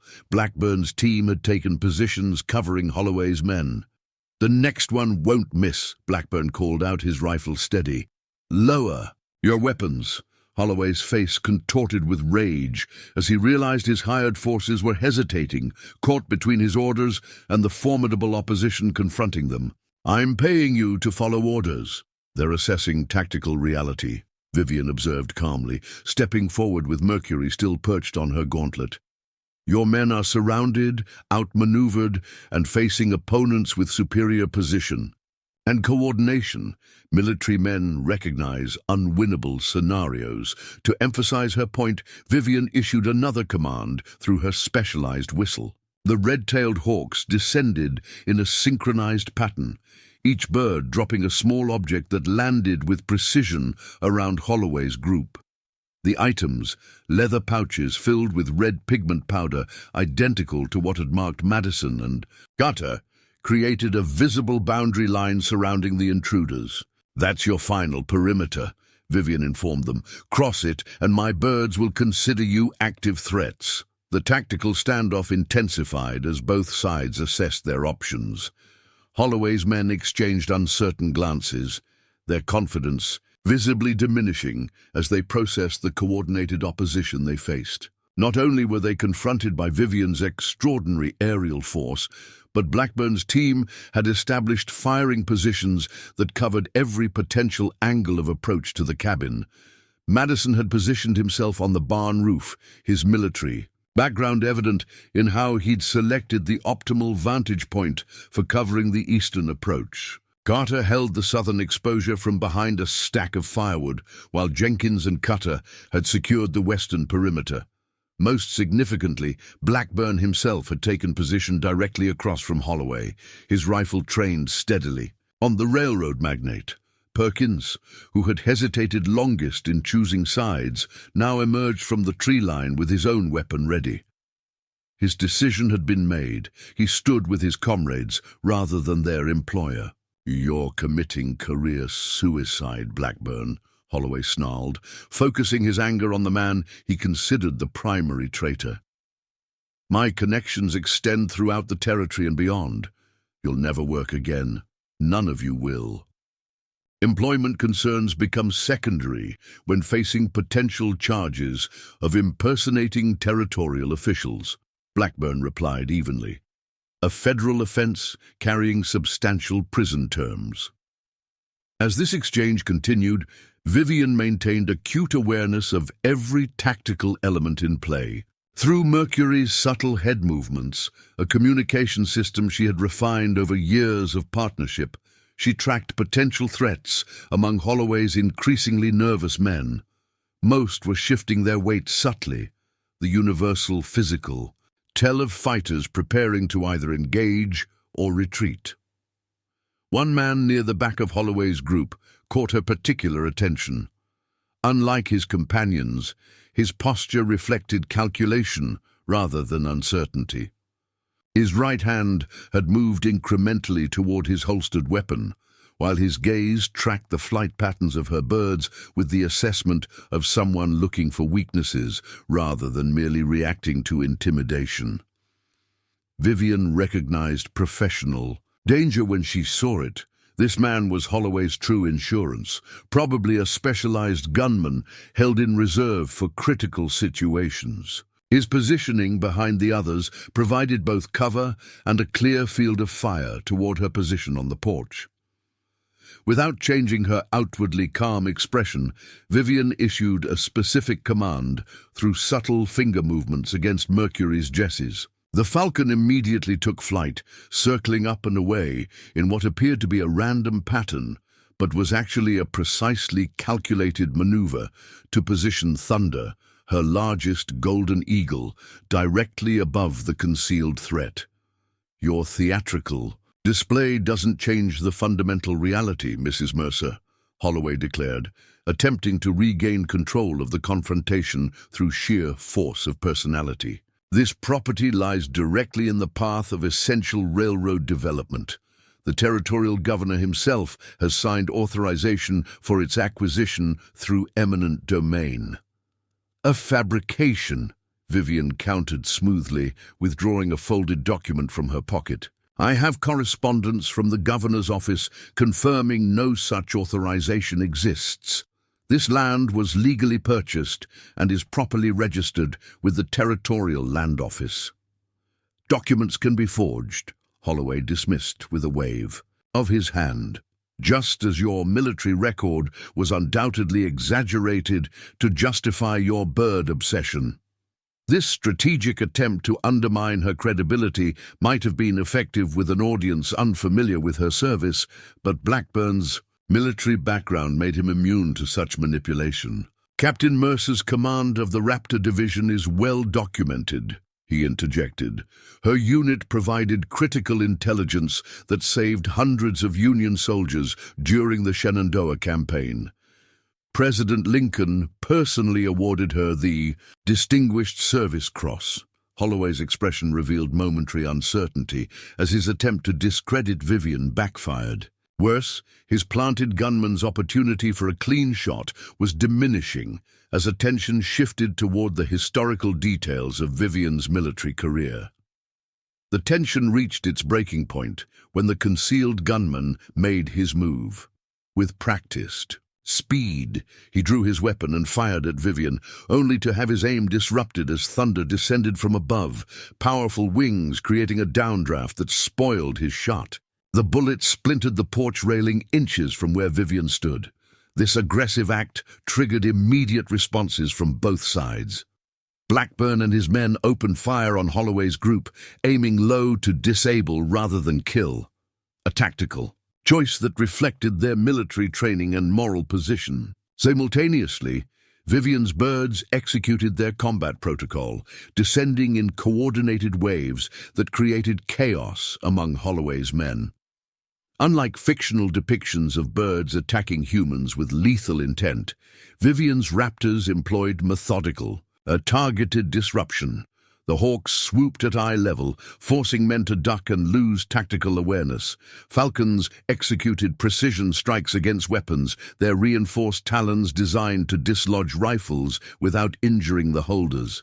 Most dramatically, the Golden Eagles targeted specific high-threat individuals, including the gunman who had fired at Vivian, with controlled diving attacks that utilized their size and speed to create overwhelming psychological impact. Holloway himself attempted to reach his sidearm, only to freeze as Mercury descended directly toward his face, pulling up mere inches away in a display of aerial precision that left the railroad magnate momentarily paralyzed with instinctive fear.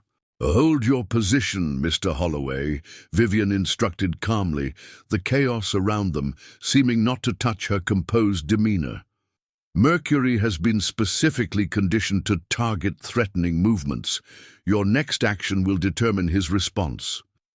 The confrontation transformed into a swirling tableau of coordinated motion, birds executing tactical patterns from above, while Blackburn's team maintained disciplined fire from protected positions. Holloway's men, facing this unprecedented combination of aerial and ground-based opposition, rapidly lost cohesion as individual survival instincts overcame whatever loyalty their payment had purchased. 3 broke immediately for their horses, abandoning the confrontation entirely. 2 others dropped their weapons and raised their hands in surrender.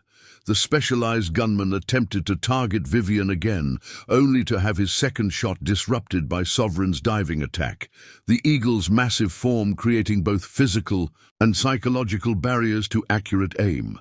Amidst this tactical chaos, Holloway himself made a desperate move, lunging toward Vivian with unexpected speed. "This ends now," he shouted, drawing a concealed derringer from his jacket sleeve. Before he could fire, multiple responses converged simultaneously. Blackburn's shot kicked up dirt at Holloway's feet, causing him to stumble momentarily. Carter's bullet struck the derringer itself, knocking it from Holloway's grip with remarkable precision. Most dramatically, Mercury executed a maneuver Vivian had spent years perfecting. A precision strike that targeted the specific threat without causing lethal damage. The Falcon's reinforced talons caught Holloway's sleeve rather than flesh, the momentum of the bird's dive spinning the railroad magnate off balance and sending him sprawling into the dirt. By the time he regained his orientation, he found himself surrounded by Blackburn's men, their weapons trained on him from multiple angles. The ultimate showdown that Holloway had orchestrated had indeed come to pass, through with an outcome dramatically different from what he had envisioned when riding confidently onto Vivian Mercer's property that morning. The dust settled across Vivian's property as an uneasy calm replaced the chaos of moments before. Holloway remained on his knees, his once immaculate suit now stained with Wyoming soil, his expression cycling between disbelief and rage as he processed his complete defeat. Around him, those members of his escort who hadn't fled found themselves disarmed and corralled by Blackburn's methodically positioned men. Vivian stood on her porch, Mercury once again perched regally on her gauntlet, while her flock maintained their aerial formation overhead, a living reminder of the extraordinary force that had turned the tide of battle. The morning sun caught their feathers as they circled, creating an almost mythical tableau against the clear blue sky. "Secure their weapons," Blackburn instructed his men, maintaining his rifle's aim on Holloway as the railroad magnate's remaining. Men surrendered their firearms. Check for concealed backup pieces. Men who impersonate territorial officers likely carry secondary weapons. Carter methodically collected the surrendered arms, expertly checking each man for hidden firearms or blades. His military precision spoke to years of battlefield experience handling prisoners, a skill set deployed now in service of justice rather than conquest. "This changes nothing," Holloway snarled, attempting to reclaim some semblance of his former authority despite his kneeling position in the dirt. "You've added armed assault against legitimate businessmen to your list of crimes. My attorneys will ensure you all face maximum sentences." Vivian descended her porch steps with measured confidence, Mercury still balanced on her arm. Her approach caused Holloway to flinch involuntarily, a visceral reaction to both the Falcon's predatory presence and her own unwavering demeanor. "Your legal threats ring hollow, Mr. Holloway," she stated calmly, withdrawing a leather-bound journal from her pocket, "particularly in light of this documentation." She opened the journal to reveal meticulously organized entries, dates, and amounts. "Complete records of your weapons sales to both Union and Confederate forces during the war, including transactions that directly violated federal law and presidential orders. Supplying enemies of the United States during wartime constitutes treason, a capital offense no amount of political connection can dismiss." Holloway's face paled as he recognized the ledger he had believed lost 5 years earlier. "That document was stolen from my private office. It's inadmissible evidence. It was recovered during a sanctioned military intelligence operation," Vivian corrected. "My final mission with the Raptor Division before my retirement. The operation was authorized directly by the War Department after initial intelligence suggested a high-ranking official was selling weapons to both sides, prolonging the conflict for personal profit." She turned to Blackburn, whose expression revealed newfound respect as pieces of the puzzle fell into place. "Your employer's brother wasn't simply arrested based on information my birds gathered. He was apprehended, attempting to deliver artillery components to Confederate forces in direct violation of wartime regulations. Components manufactured in Holloway's factories and shipped under diplomatic pouches he obtained through bribery." Holloway lunged toward her with unexpected energy, only to freeze as Mercury's wings extended in a defensive display, the Falcon's piercing gaze locked on him with predatory intensity. Simultaneously, Blackburn and Carter stepped forward, their weapons trained on the railroad magnate's chest. "Your brother took the fall for your operation," Vivian continued calmly, unperturbed by his outburst. "He died in custody believing you would leverage your political connections to secure his release, connections you never activated because his silence was more valuable than his freedom." This revelation struck deeper than any physical blow. Holloway's expression transformed, the calculated rage giving way to something more primal, the exposed truth of a man whose entire empire rested on betrayal. "You know nothing about my arrangements with Richard," he whispered hoarsely, his composure finally cracking. "Nothing about what was necessary."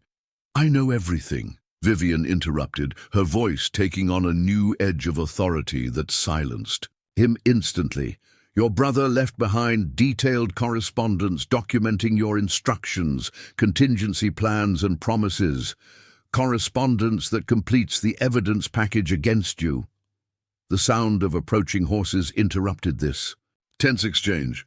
Through her specialized acoustic system, Vivian had been tracking their approach for several minutes, recognizing the distinctive rhythm of a law enforcement posse rather than additional hostile forces. Sheriff Taylor led the group, his weathered face revealing both concern and determination as he surveyed the unusual tableau before him. Behind him rode 6 deputies and several townsmen from Silver Creek, including Thomas Miller's father, their expressions reflecting shock at finding Holloway himself kneeling in the dirt, surrounded by armed men and circling birds of prey. "Mrs. Mercer?" the sheriff called as he dismounted, his hand resting cautiously on his holstered sidearm. "Thomas reached us with your warning.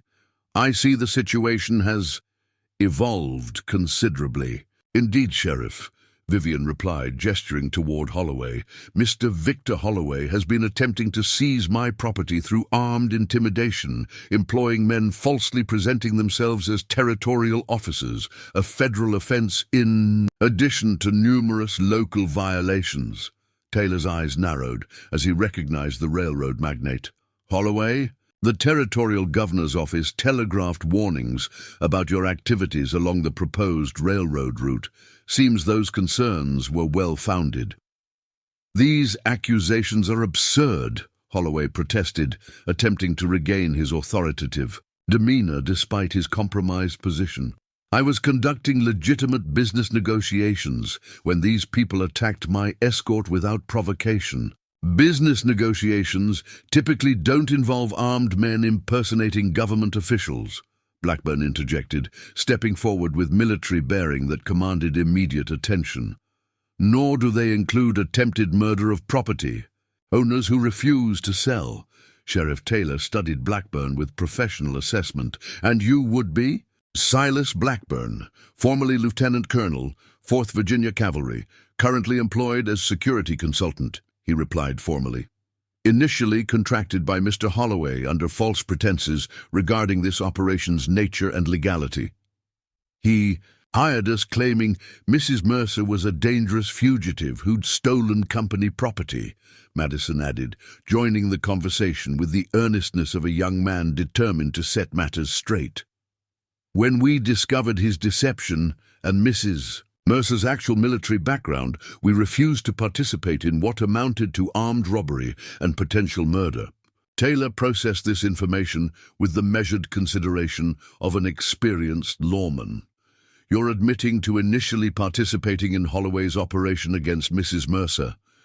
"We are," Blackburn confirmed without hesitation. "And prepared to provide complete testimony regarding Holloway's instructions, methods and objectives in exchange for consideration of our cooperation in bringing him to justice." The sheriff turned to Vivian, clearly recognizing that her assessment would carry significant weight in how this unusual situation should be handled. "Mrs. Mercer, these men were initially your adversaries. What's your position on their current offer?" Vivian considered the question carefully, her decades of military experience informing her judgment. "Their tactical knowledge and combat discipline were evident throughout our engagement, Sheriff. Once they recognized the true nature of Holloway's operation, they made a difficult but honorable choice to stand against unlawful orders, a decision that likely saved my life when Holloway's hidden gunman attempted to assassinate me." She gestured toward the captured weapons Carter had collected.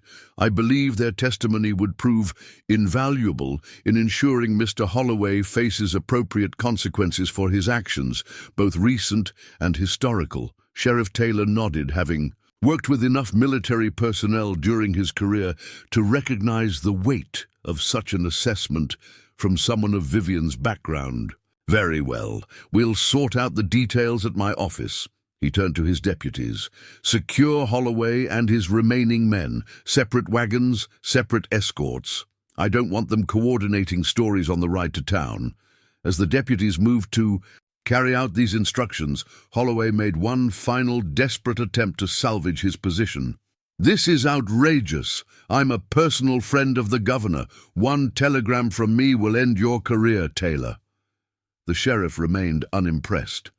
"Governor Stevens telegraphed specific instructions regarding your railroad operations 3 days ago, Mr. Holloway.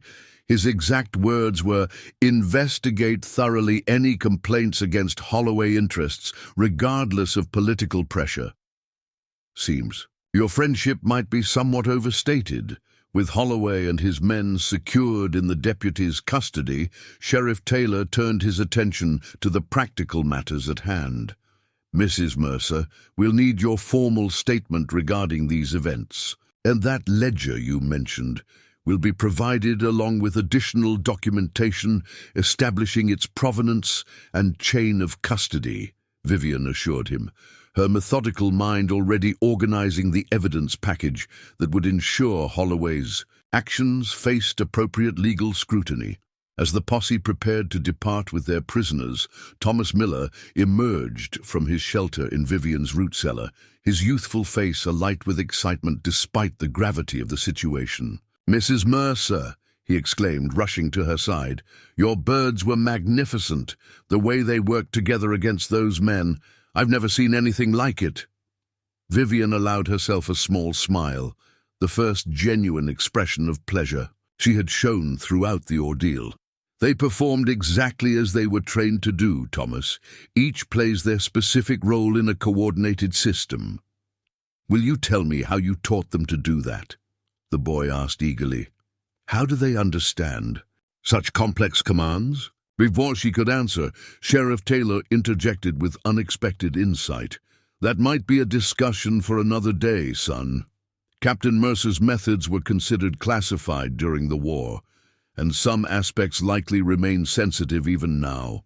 Vivian raised an eyebrow at the sheriff's knowledge of her military status, a detail she had not shared during her 3 years in Wyoming Territory.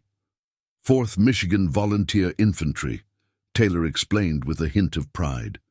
"Served as forward scout during the Shenandoah campaign. Your birds saved my unit from an ambush near Fisher's Gap, information delivered by a Falcon with markings similar to that one." He nodded toward Mercury, who maintained his regal posture on her gauntlet. This unexpected connection created a moment of silent understanding between them. The shared experience of war, creating bonds that transcended formal introductions or explanations. As Holloway was led away, his empire crumbling around him and justice finally catching up to crimes long concealed by wealth and influence, Vivian directed her gaze upward to where her flock continued their protective circles above her property. In their synchronized movements, she saw not just the culmination of years of training, but the vindication of her life's work. Proof that understanding and working with nature's perfect hunters could accomplish what guns and conventional tactics could not. 3 months after the confrontation at her ranch, Vivian Mercer stood in the territorial courthouse in Cheyenne, watching as the judge delivered his verdict in the case of United States versus Victor Holloway. The railroad magnate's expensive suits and commanding presence had been replaced by prison attire and defeated posture, as the weight of evidence against him proved insurmountable. "The defendant is found guilty on all counts," Judge Carlton declared, his voice carrying the gravity appropriate to the moment. conspiracy, fraud, impersonation of government officials, attempted seizure of private property through force, and most significantly, treason against the United States through the sale of weapons and strategic materials to Confederate forces during time of war. Holloway slumped visibly as the verdict was read, his empire dismantled, not by business rivals, but by the widow he had so gravely underestimated. The ledger Vivian had safeguarded for 5 years, combined with testimony from Blackburn and his men regarding Holloway's instructions for seizing her property, had created an airtight case that not even the most expensive attorneys could dismantle. The court sentences you to 20 years in federal prison and orders the forfeiture of all assets derived from illegal weapons sales, Judge Carlton continued, his expression stern. Furthermore, all pending railroad contracts secured through fraud or coercion are hereby nullified, with affected properties returned to their rightful owners. As the court adjourned and Holloway was led away by federal marshals, Captain Marcus Donovan of the U.S. Marshals Service approached Vivian.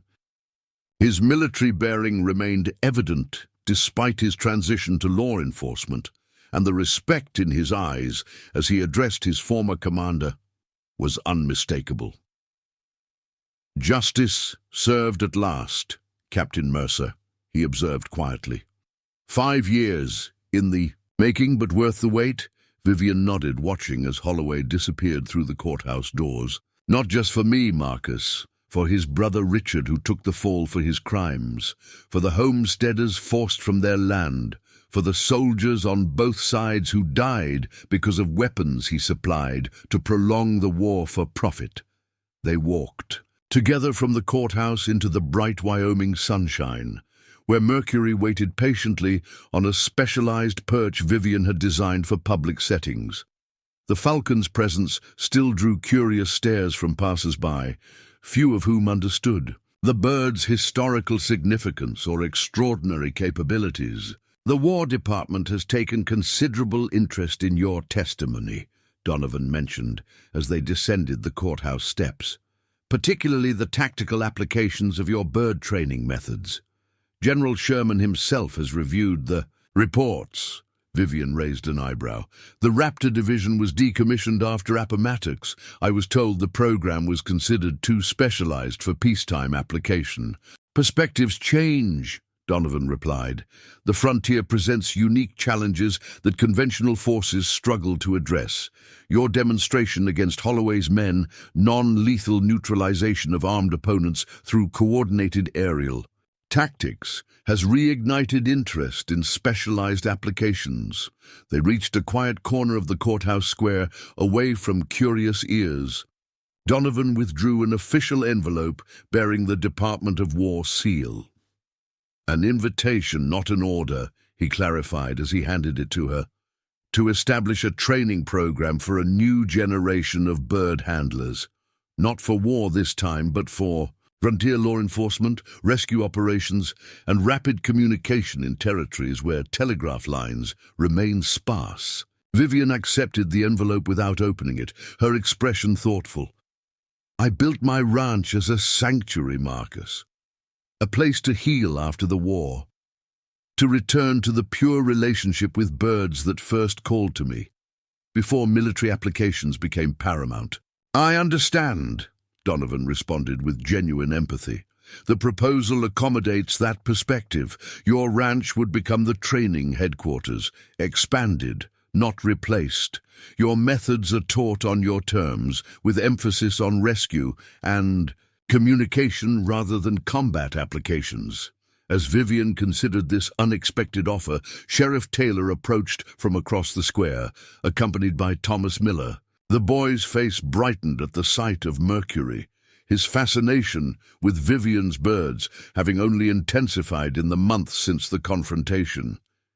"Mrs. Mercer," Taylor greeted her with a respectful nod. "Fine day for justice." "Indeed, Sheriff," she replied, "though I suspect you didn't travel all the way to Cheyenne merely to witness Holloway's sentencing." Taylor smiled at her perception. "Perceptive as always. The territorial governor has proposed establishing a specialized messenger service connecting isolated settlements throughout Wyoming, fast communication during emergencies, weather advisories for ranchers in remote areas, rapid response to outlaw activities. He asked me to gauge your interest in consulting on the project.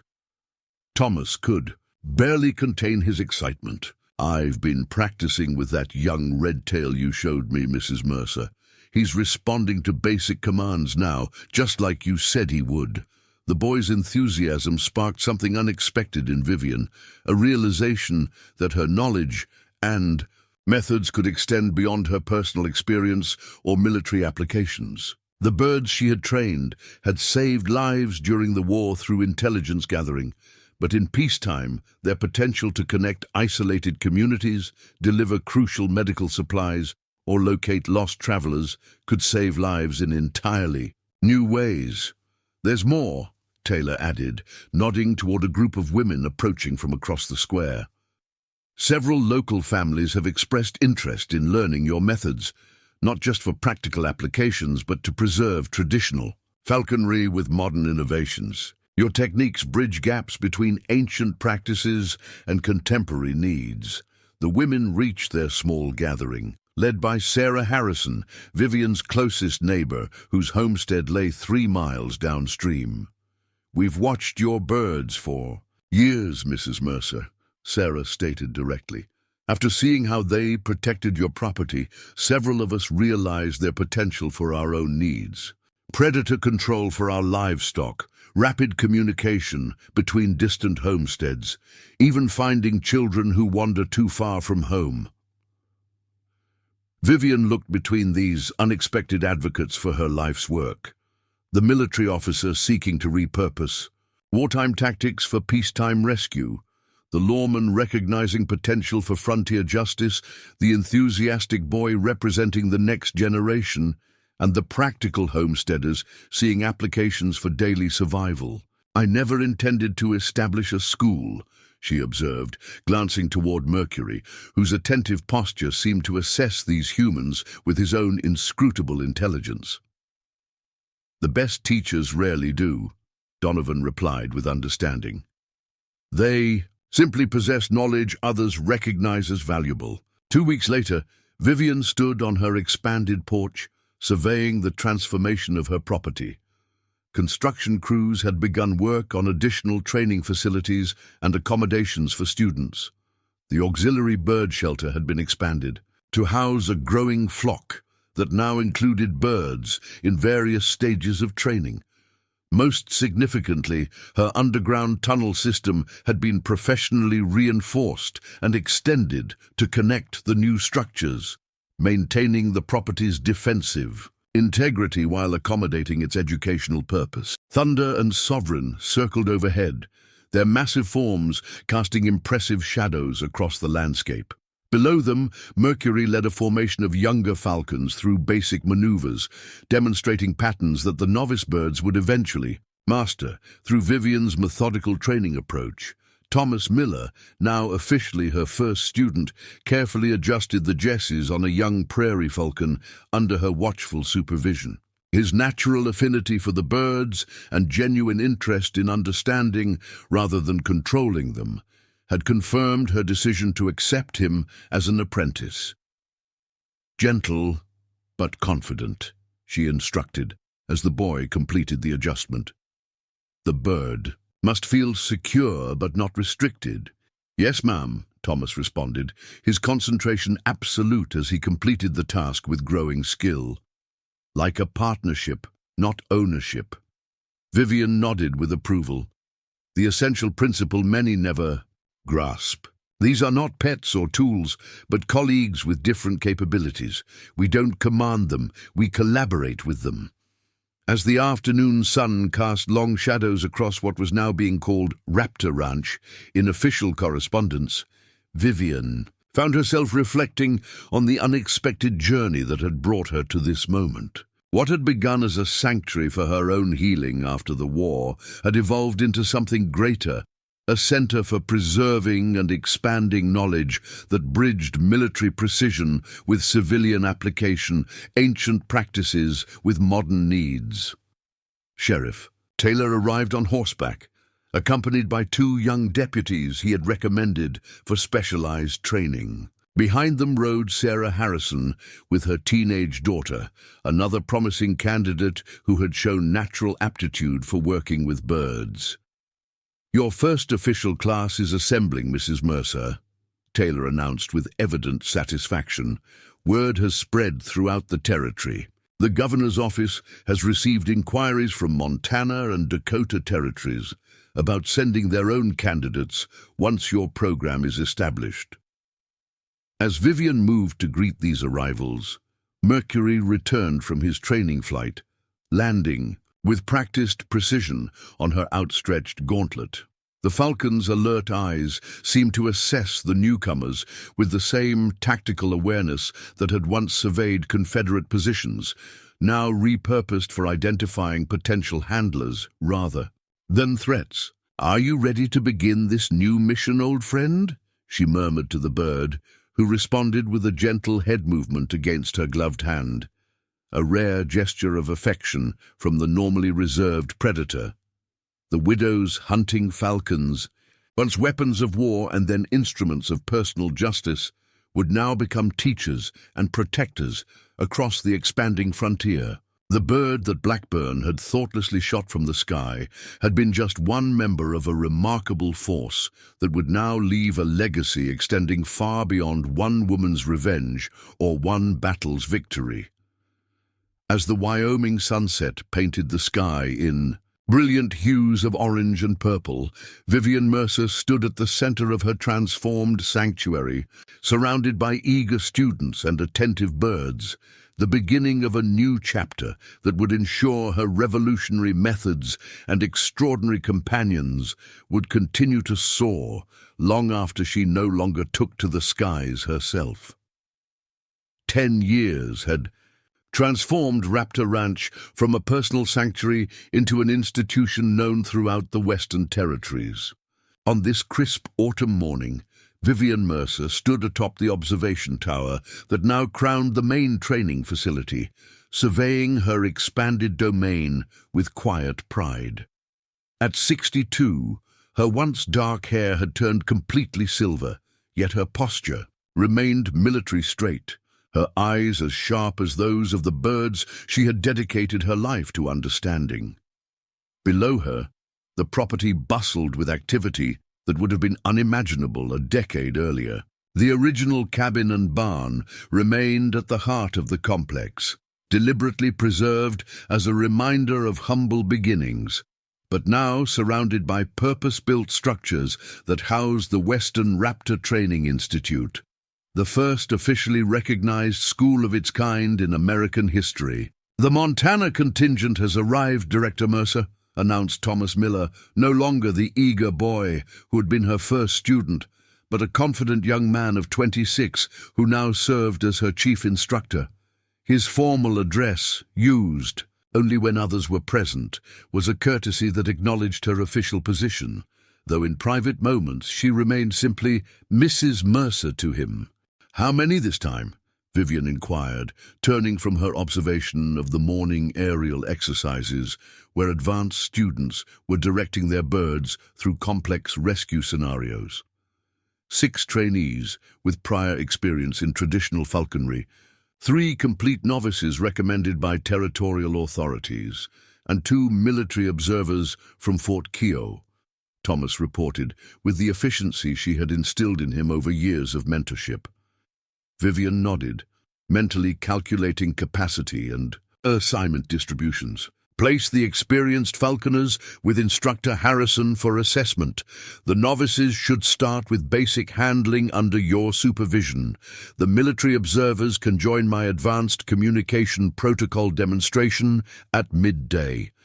As Thomas departed to implement these instructions, Vivian turned her attention back to the training grounds, where 37 raptors of various species were engaged in coordinated exercises with their handlers. Each bird-human team represented months of careful matching and progressive training, a system she had refined through systematic documentation of temperament compatibility and aptitude assessment.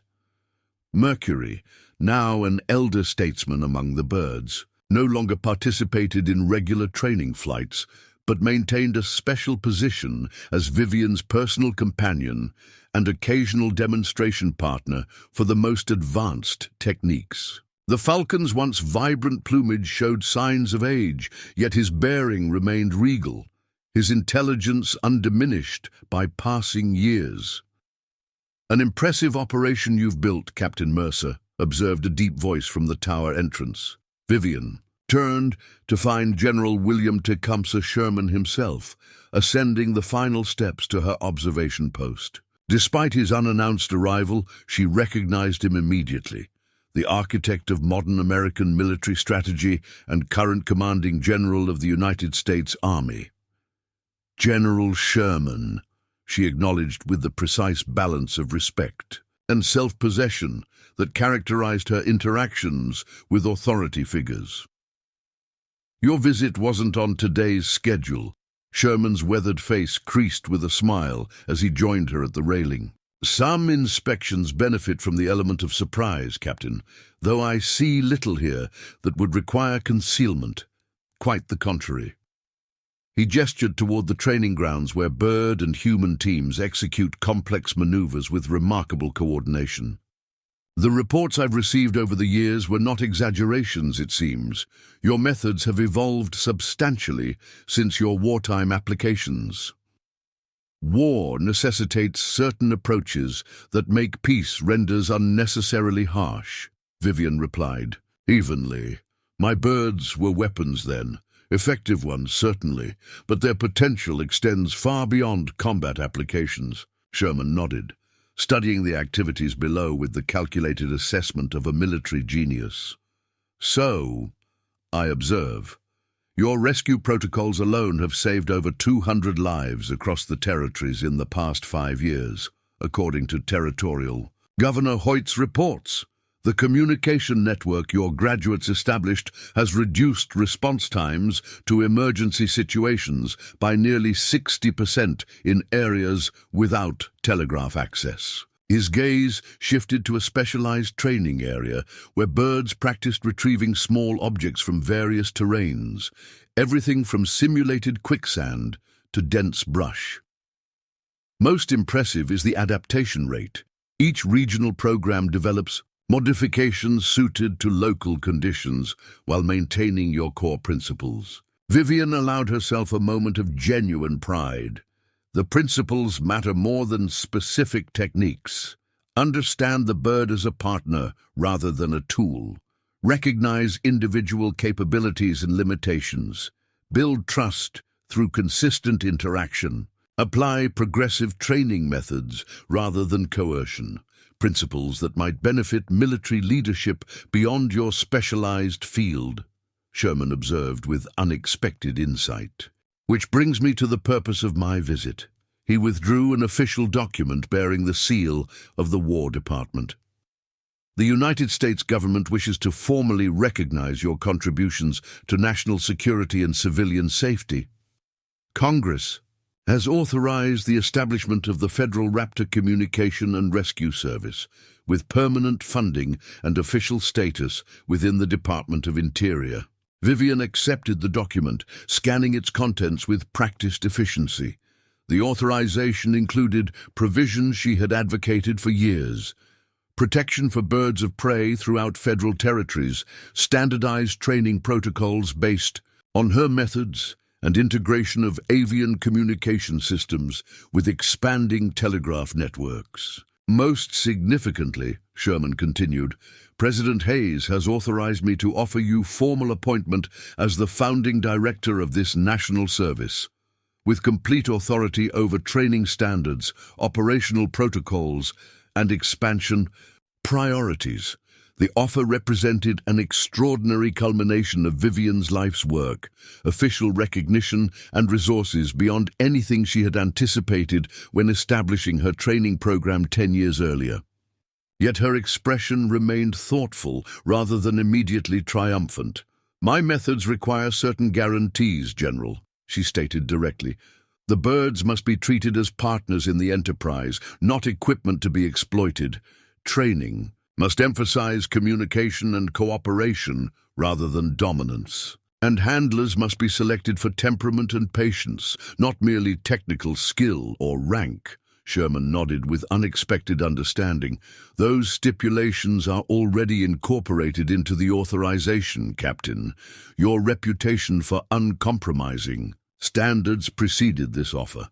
The government is not seeking to modify your approach, but to extend its reach and benefits." As they discussed implementation details, the afternoon training session transitioned to the specialized demonstration Vivian had planned for the military observers. Below them, Thomas coordinated a complex scenario involving simulated injury, victims in difficult terrain. The advanced bird teams executed precise search patterns, located the victims, and delivered lightweight medical supply packages before guiding human rescue teams to the locations. "Remarkable precision," Sherman commented as he observed the demonstration. "How do they maintain such coordination at a distance?" "Progressive training combined with natural abilities," Vivian explained. "Birds of prey possess visual acuity, approximately 8 times that of humans. They can detect movement from miles away and distinguish minute color variations invisible to our eyes. We don't force new capabilities upon them. We harness and direct what nature already perfected." As the demonstration concluded, Governor Hoyt arrived to join their discussion, having been notified of Sherman's presence by administrative staff. The 3 leaders, military, civilian government, and specialized technical, moved to Vivian's office to formalize arrangements for the new federal service. The meeting continued into early evening, with Vivian insisting on specific protections for both birds and training methods as conditions of her acceptance. By sunset, the framework had been established for what would become one of the most innovative government services of the era, a program that would eventually evolve into specialized divisions for search and rescue, forest fire monitoring, border surveillance, and environmental assessment. As the officials departed, Vivian returned to the observation tower where Mercury waited patiently on his specialized perch. The autumn stars emerged above them, the same stars that had witnessed their journey from military weapons to instruments of rescue and connection. "We've come a long way from that cabin surrounded by outlaws," she murmured to the Falcon, who regarded her with the familiar, intelligent gaze that had accompanied her through war, isolation, confrontation, and finally, to widespread recognition. Below them, the lights of Raptor Ranch illuminated what had become a small community unto itself, dormitories for students, specialized aviaries, research facilities, and training grounds. Beyond the immediate property, the impact spread further, through graduates applying her methods across the expanding nation, from Wyoming's wilderness to Arizona's deserts, Montana's mountains to Texas's plains. The widows hunting falcons, once defensive weapons against those who threatened her solitude, had become catalysts for connection between humans and birds, isolated communities and vital resources, traditional practices and innovative applications. What had begun with Holloway's men thoughtlessly shooting one of her birds had culminated in a nationwide network that would save countless lives and change how Americans viewed these remarkable predators. As Mercury shifted on his perch, his elderly wings extending slightly in the evening breeze, Vivian recognized the simple truth that had guided her from battlefield to homestead to national institution. The extraordinary potential that emerges when mutual respect replaces dominance, when partnership replaces control, and when understanding replaces fear. The legacy established would soar far beyond her lifetime, carried on wings she had trained but never truly owned. Partners in an endeavor that had transcended personal vengeance to become a model for cooperation between species. that would influence generations of conservationists, trainers, and rescuers yet to come. Up next, you've got two more standout stories right on your screen. If this one hits the mark, you won't want to pass these up. Just click and check them out. And don't forget to subscribe and turn on the notification bell so you don't miss any upload from us.